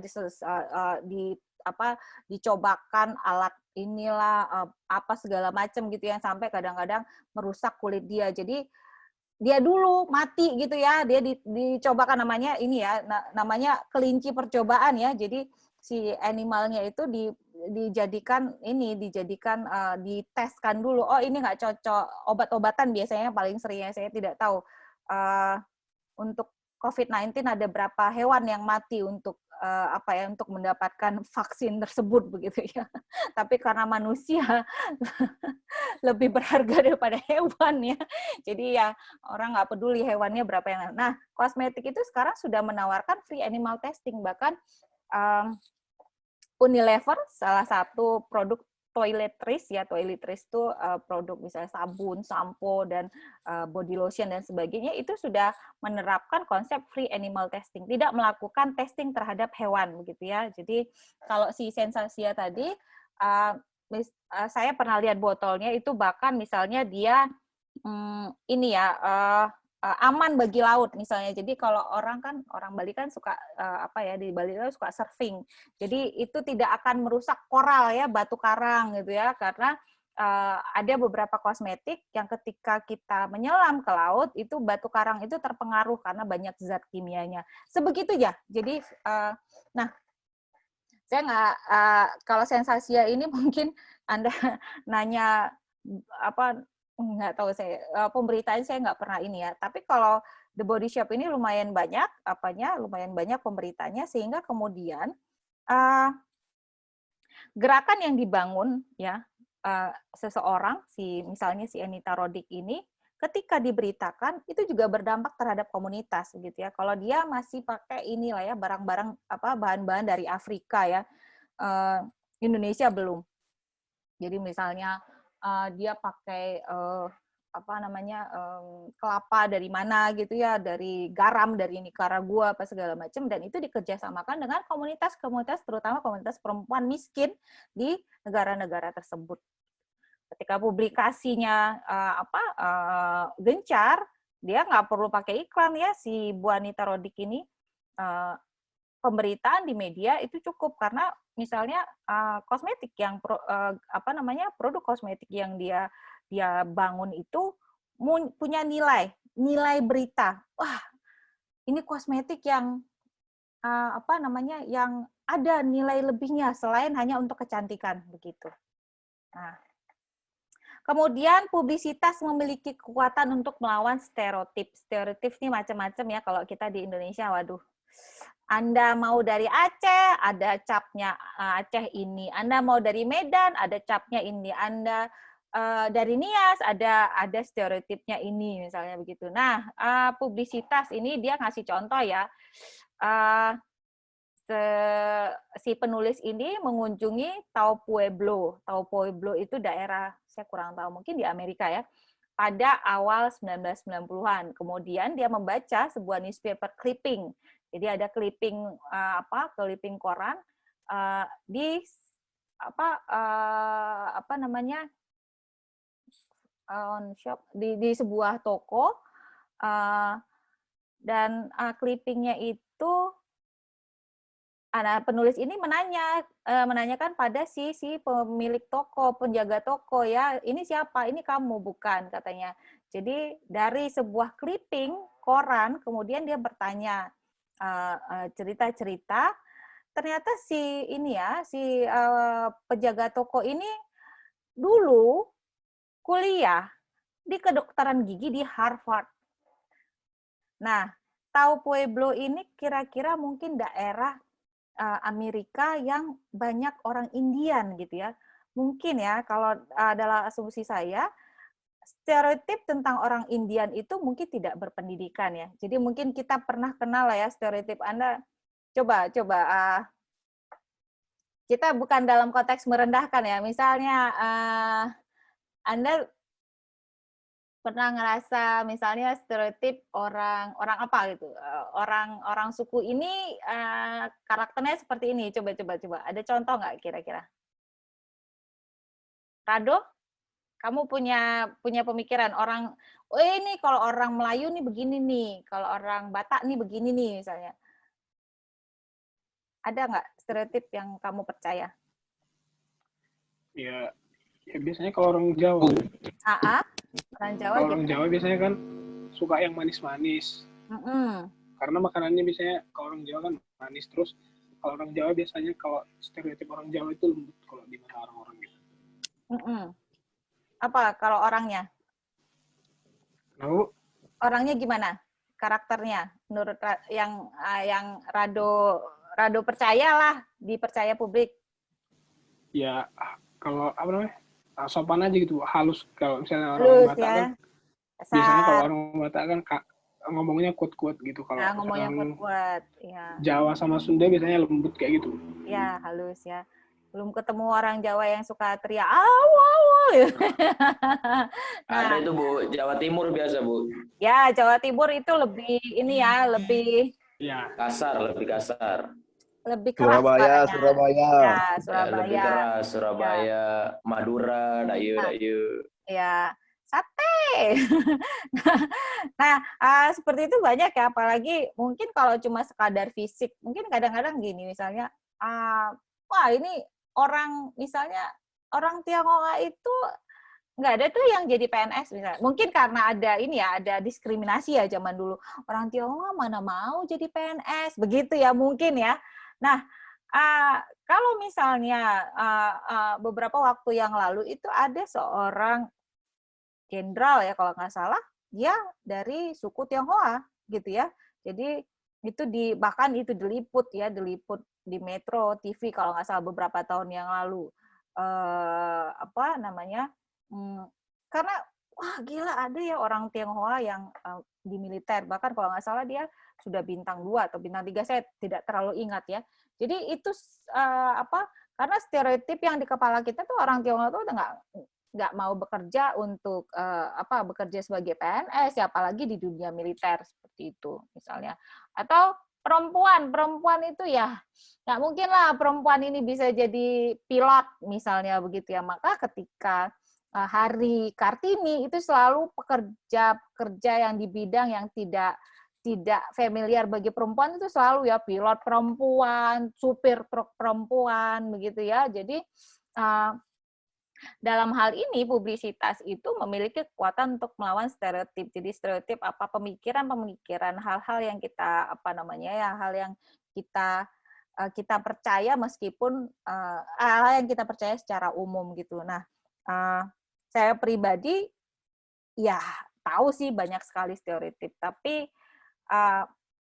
melawan stereotip itu ya selain melalui publisitas seperti itu, sebenarnya sering-sering jauh-jauhlah jalan-jalan supaya Anda kenal orang. Kalau orang Madura tuh ya nggak semua, misalnya suara orang Surabaya tuh ada juga yang suaranya saya nggak pernah dengar, saya nggak bisa dengar dia ngomong apa begitu kan. Kalau orang Jawa itu ya nggak semua juga suaranya halus-halus gitu. Ada juga yang selalu membuat saya peka di telinga gitu kalau dia ngomong. Nah, seperti itu ya.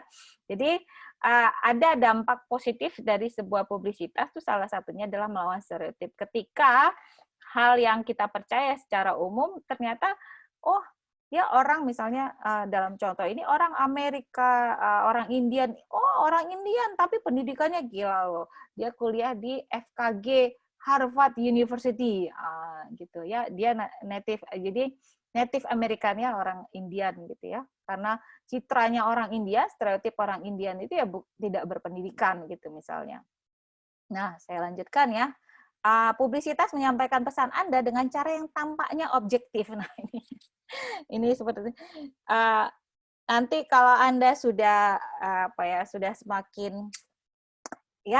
semakin banyak pengalaman, sudah semakin banyak pergaulan misalnya gitu ya. Gini nih.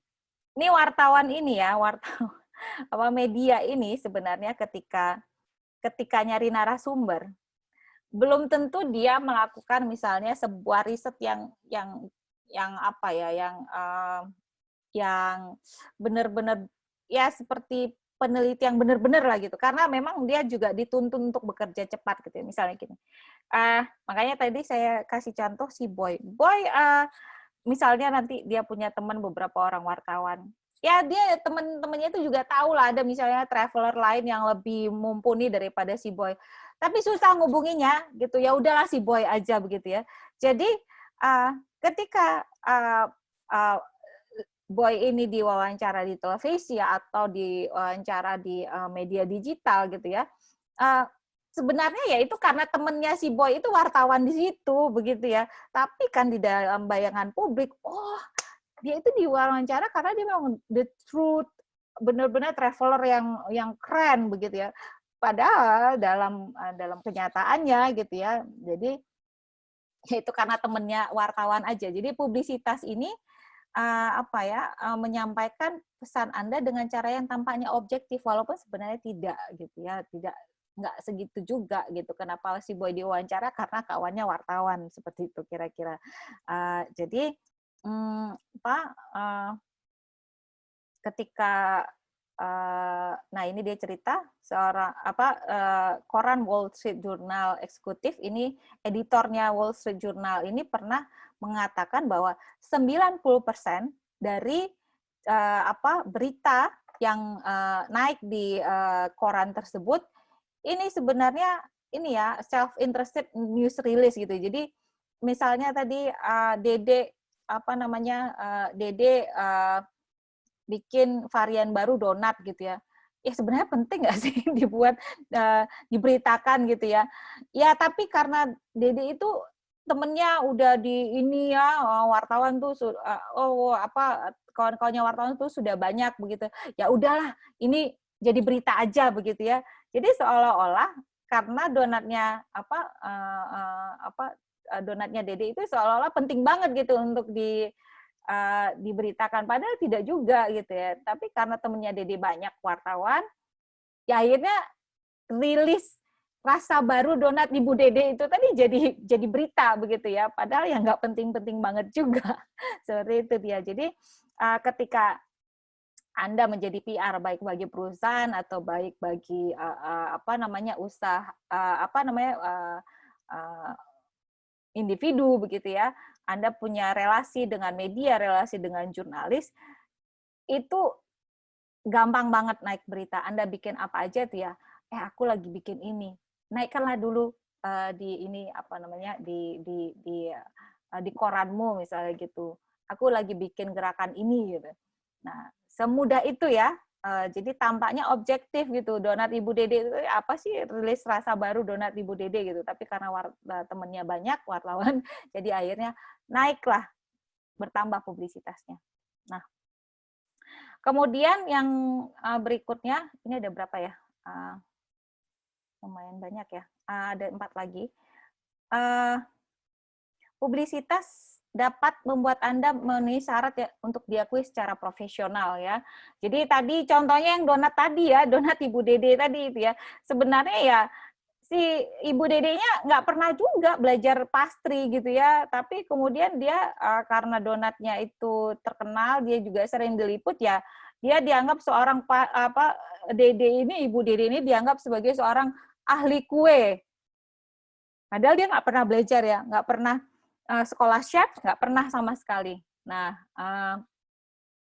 kalau ahli kue aja ya mungkin tidak ada organisasi formalnya ya. Tapi ada ya, organisasi formal kuliner itu kayaknya ada, cuma tidak terlalu terkenal gitu ya. Tapi misalnya kalau untuk organisasi yang diceritakan di sini, misalnya asosiasi konsultan IMED internasional gitu ya. Jadi meskipun di sini disebut di antara berbagai syarat untuk masuk di dalam menjadi salah satu member dari organisasi profesional tersebut adalah Anda memiliki publikasi media begitu. Saya memberi contoh seperti ini kemarin.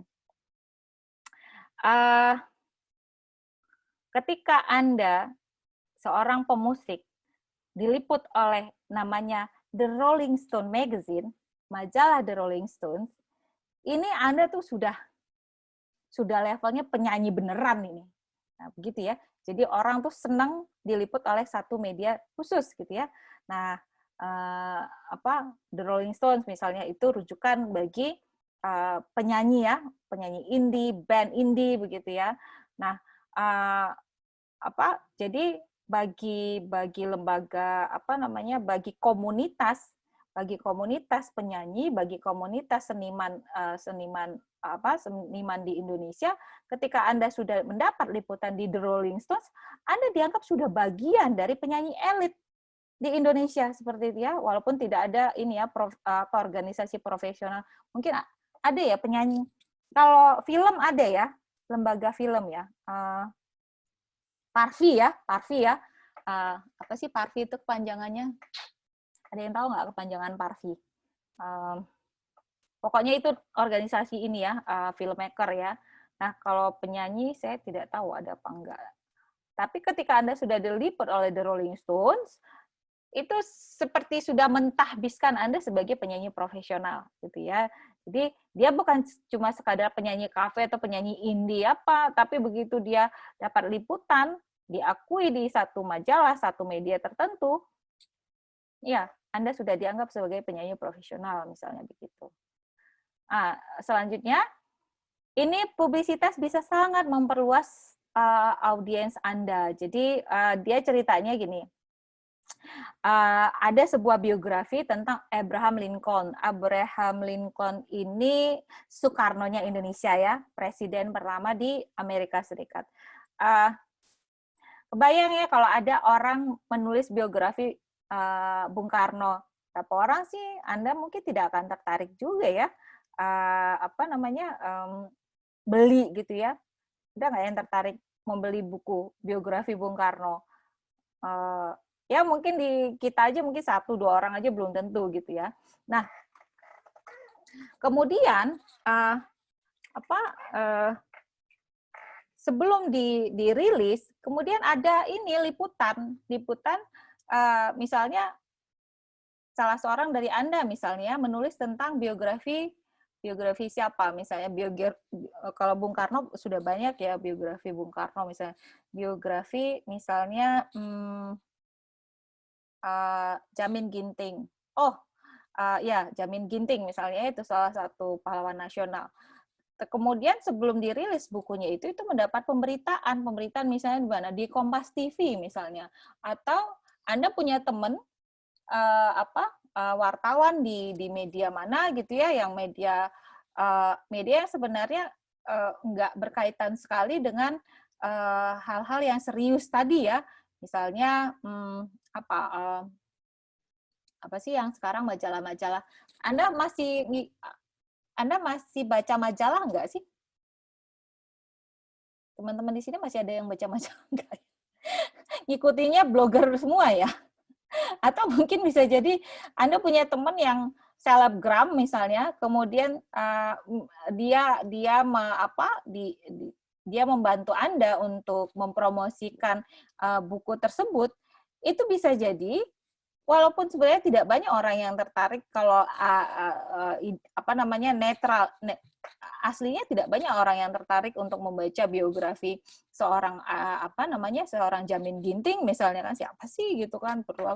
Tapi ketika Anda dibantu ada publikasi dari seorang misalnya selebgram, ada dibantu misalnya publikasi di media televisi misalnya. Nah, ini audiens Anda ini bisa, calon konsumen Anda ini bisa bertambah banyak begitu. Jadi jelas ya, ini clear ya. Jadi ketika Anda walaupun sebenarnya aslinya sedikit sekali orang yang sebenarnya mau membeli majalah mau membeli buku yang Anda tulis, tapi karena ada publikasi di media itu tadi, atau publikasi misalnya sekarang zaman digital, publikasi oleh selebgram misalnya, itu membuka kesempatan semakin besar audiens Anda dan semakin besar calon konsumen Anda. Nah, kemudian publisitas publisitas meningkatkan pengunjung situs web Anda ya. Kalau sekarang mungkin ceritanya lebih ke sosmed ya, seperti tadi contohnya donat Ibu Dede. Diliput sekali misalnya oleh seorang blogger makanan atau sebuah media, orang akan cari di Instagram donat Ibu Dede itu apa ya Instagramnya begitu ya. Jadi tentu semakin banyak yang follow Anda ya. Kalau di web itu semakin banyak situs pengunjung di situs web Anda. Nah, itu berimplikasi tentu saja Anda semakin gampang untuk untuk jualan ya, semakin gampang untuk mempromosikan produk yang Anda yang Anda tawarkan begitu. Nah, jadi caranya ini ada traffic boost ya. Peningkatan pengunjung situs atau mungkin sosmed ya dalam hal ini bisa terjadi di 4 levels atau 4 tingkat, 4 cara. Yang pertama, bahkan jika media tidak mention Instagram atau kalau dalam hal ini website Anda, orang akan mencari tahu website atau Instagram Anda gitu. Jadi kan orang sekarang ini ya sangat sudah digital native ya, baca ini oh ya cari Instagramnya. Nah, yang kedua tentu saja ketika misalnya pemberitaan itu menuliskan juga ikut memasukkan link Instagram atau website Anda. Yang ketiga misalnya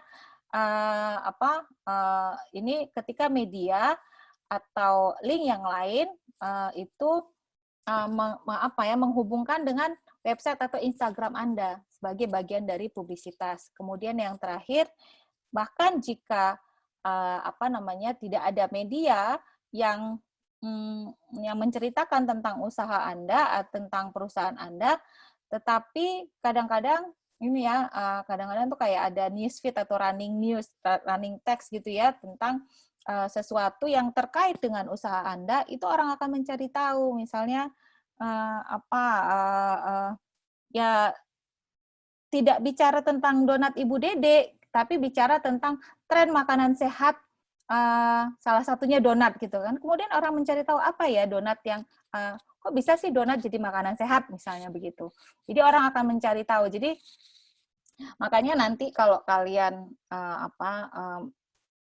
di cyber PR misalnya begitu ya, salah satu penggunaan hashtag itu menjadi sebuah strategi yang Anda harus kuasai. Jadi ini kalau di Twitter, Instagram pakai hashtag juga ya. Instagram, Twitter ya, itu yang sangat kalau di Twitter yang saya sering cek gitu kan, trending topik saat itu misalnya apa gitu. Postingannya apa, hashtagnya ikut trending topik malam itu gitu. Saya mikir, ini orang nggak ada hubungannya dengan isi tweetnya dia, tapi dia pakai hashtag yang lagi tren saat itu gitu ya. Paham ya? Ngerti ya?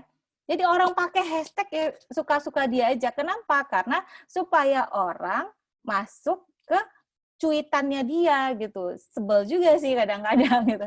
Jadi jangan sampai membuat orang sebel. Jadi pakailah hashtag yang benar-benar hashtag yang benar-benar Anda maksudkan gitu ya. Tapi itu strateginya juga ada. Misalnya kuliner enak, kuliner sehat. Makanya hashtagnya bisa sampai 30, 40. Kenapa? Supaya ketika orang mencari di mesin, baik di mesin pencari atau mencari di aplikasinya, itu keluar postingan Anda gitu ya. Jadi itu salah satu strategi. Tapi nanti kita akan bicara itu misalnya di cyber PR misalnya. Nah, publisitas dapat menjadi hal yang sangat menyenangkan. Ini yang bagian terakhir ya. Jadi kadang-kadang sebuah pemberitaan itu yang nggak harus serius-serius banget gitu ya. Ini dia mencontohkan di Providence, salah satu daerah di Rhode Island. Ini seorang pelawak bernama Ron Bianco. Ini kepala terbahak-bahak ketika dia memikirkan untuk melakukan kampanye agar anjingnya melakukan kampanye anjingnya untuk menjadi presiden gitu ya. Kalau Ron Bianco ini misalnya seorang pelawak yang katakan misalnya Ernest Prakasa misalnya, Ernest tuh lumayan terkenal ya sebagai pelawak misalnya gitu kan. Terus dia kepikiran untuk Indonesia nggak terlalu serius ya. Misalnya dia punya kucing yang dia mau kucingnya ikut pemilihan kepala desa gitu ya, atau lurah lah ya di tempat dia gitu kan. Ya Ernest Prakasa itu kan misalnya seorang yang punya influence ya, punya pengaruh gitu ya.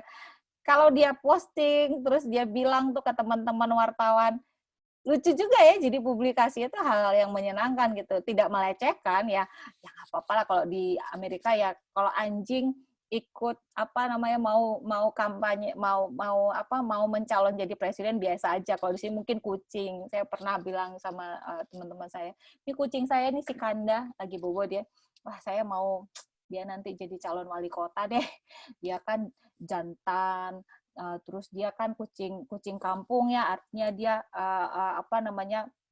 warga lokal begitu ya, terus dia cakep gitu kan. Itu kan syarat-syarat jadi ini ya, syarat-syarat jadi kepala daerah yang sebenarnya sering jadi acuan publik gitu kan. Laki-laki ya, rata-rata kepala daerah di Indonesia laki-laki ya, politisi itu laki-laki. Ya kayak kucing saya nih laki-laki misalnya begitu. Hal-hal yang lucu-lucu kayak gitu tuh bisa juga menjadi dipublikasikan ya, menjadi berita menarik itu kalau misalnya ada kucing saya misalnya ikut pemilihan kepala desa gitu. Kalau teman saya banyak wartawan, nih kucing saya si Kanda nih mau ikut calon kepala desa. Ya mungkin lebih menarik kalau kucing saya jadi kepala desa ketimbang kepala desa, kebetulan kepala desa di kampung saya ini kena pecat karena nggak tahu mungkin dia ada pelanggaran. Nah seperti itu kalau saya punya teman wartawan gitu ya nggak apa-apa lah buat lucu-lucuan begitu. Nah, jadi publisitas juga bisa hal yang lucu-lucuan lah ya, nggak harus yang serius-serius sekali begitu ya. Makanya kadang-kadang yang receh ya, makanya sekarang orang juga bahkan lebih peduli dengan hal-hal yang remeh-temeh. Postingan-postingan receh itu lebih laku daripada postingan yang serius ya, karena orang butuh sesuatu yang ringan, yang lucu-lucu, tapi ya kalau Anda sebagai mahasiswa ilmu komunikasi jangan pula yang melecehkan ya, jangan melecehkan, jangan kemudian melanggar hukum, berbau kekerasan, berbau pornografi, berbau penghinaan gitu ya. Lucu-lucu aja nggak masalah. Kalau kucing saya mau mencalon jadi kepala desa, bisa aja lah gitu ya. Maksudnya ya buat lucu-lucuan, bukan biasa aja. Ya aneh sih pasti gitu, tapi kan tidak melecehkan juga gitu. Ya kalau nggak diterima nggak apa-apa gitu ya, orang buat lucu-lucuan begitu. Tapi kalau ada teman saya wartawan nih, saya mau calonin nih kucing saya jadi calon kepala desa misalnya. Hal seperti itu bisa dilakukan. Pentingnya apa ya? Tentu kembali ke seseorang itu gitu ya, apakah kemudian dia hanya misalnya seorang entertainer seperti Ron Bianco ini, dia kan perlu untuk muncul terus di media gitu ya, dia kan perlu menjual dirinya ya, karena kan dia sebagai seorang pelawak kan dia dia perlu selalu muncul di media ya, supaya dia dikenal orang terus, dia diingat orang, terus dia diundang untuk melawak, diundang televisi dan sebagainya. Kadang-kadang hal-hal yang seperti itu, misalnya dia menjual ide yang lucu tadi ya, supaya anjingnya si Bilbo itu mau mencalon jadi presiden gitu kan. Itu kan jadi sebuah jokes gitu ya.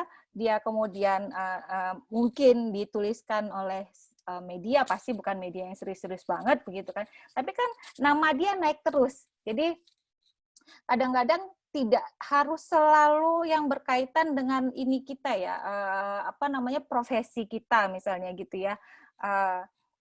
Apalagi kayak entertainer ya, pelawak gitu ya. Ya nggak harus yang bicara tentang proyek-proyeknya kamu begitu ya, proyek-proyeknya Anda,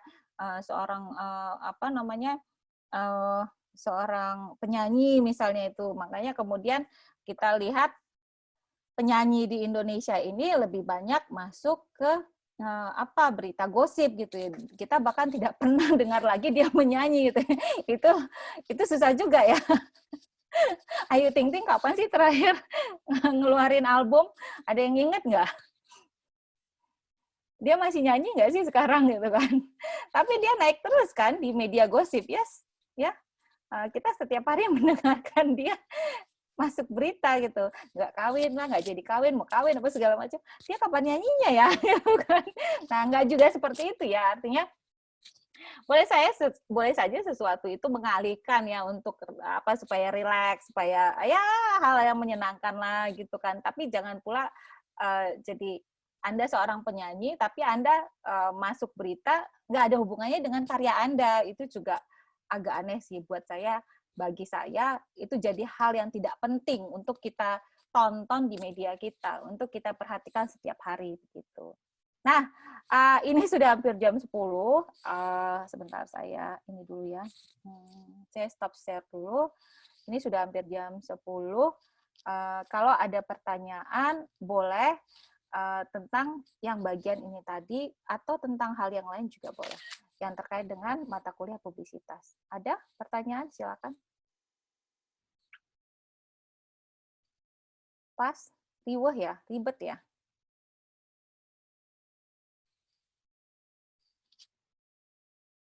Ada? No? Kosong? Pas Bunda, pas. Oke, nanti Mantap. Nanti nanti presentasinya saya share di Google Classroom ya, bahannya. Kemudian saya punya bahan juga, ada skripsi yang dengan tema publisitas, nanti saya share di Google Classroom. Jadi kan seperti yang saya sampaikan beberapa waktu minggu yang lalu, kalau Anda mengikuti satu mata kuliah, itu diusahakan kalau memang Anda tertarik, itu dicatat gitu ya, saya mau melihat di publisitas, model publisitas seperti ini gitu ya, dicatat. Jadi nanti ketika Anda semester 8, Anda mau mengajukan judul, jangan bingung-bingung gitu ya, karena Anda kan belasan mata kuliah yang Anda ikuti, ya kalau ada yang nyantel satu, ditulis, supaya nggak lupa gitu ya. Jadi saya akan share satu skripsi yang berkaitan dengan publisitas, menginspirasi ya, nggak harus, itu bukan tugas ya, hanya untuk menginspirasi Anda. Ini loh kalau skripsi yang judulnya yang berkaitan dengan tema publisitas, ini kira-kira seperti ini gitu. Mungkin nanti ada kepikiran ya sepanjang semester ini, oh ini saya mau bikin yang berkaitan dengan misalnya ya strategi publisitas yang berbeda, tapi Anda paham gitu ya alur pikirnya. Jadi silakan dibaca, tidak menjadi tugas, tidak perlu tapi kalau Anda tertarik dengan mata kuliah ini, tema ini, nanti boleh dicek kira-kira kalau skripsinya tentang publisitas seperti ini. Begitu. Kalau tidak ada pertanyaan, ini sudah jam 10. Saya belum share saya belum share absen. Nanti saya akan share absen, tolong langsung absen ya di Google Classroom. Oke, Bunda, siap Bunda. Baik, nanti saya akan saya akan share di WA Group untuk absen. Saya kira pertemuan hari ini cukup sekian. Kita ketemu minggu depan di jam yang sama, jam 8. Terima kasih atas kehadirannya secara virtual. Ini mungkin Pak Barum sudah ini ya. Oh, masih ada. Pak Barum, terima kasih kita sudah bergabung di kelas ini. Mudah-mudahan nanti saya juga sempat bergabung ya seperti Pak Barum. Saya sangat ini ya, sangat sangat tersanjung ya, karena sebenarnya ada 2 dosen, Anda juga harusnya senang ya, karena di sini ada 2 dosen gitu. Jarang-jarang dosen pengampu tuh muncul dua-duanya gitu ya. Benar Bunda, jarang. Baru Ya. kali ini kayaknya Bunda. Ya, baru kali ini Pak Barum keren banget ya. Mudah-mudahan nanti di mata kuliah saya kalau sempat saya akan bergabung begitu ya, menjadi ya kalau ada masukan kalau ya inilah ya, Sharing-sharing lah Bunda, sharing-sharing lah gitu ya. Sharing-sharing, betul. Nah, begitu. Nah, itu saja saya kira. Kita ketemu minggu depan. Terima kasih atas atensinya. Saya akan share absen dan bahan yang tadi saya sebutkan, skripsi tentang publisitas dan juga bahan materi hari ini. Sampai Bunda, ketemu. makasih Bunda. Terima kasih ya Pak Barum ya. Terima kasih Bunda, Bapak Bahrum.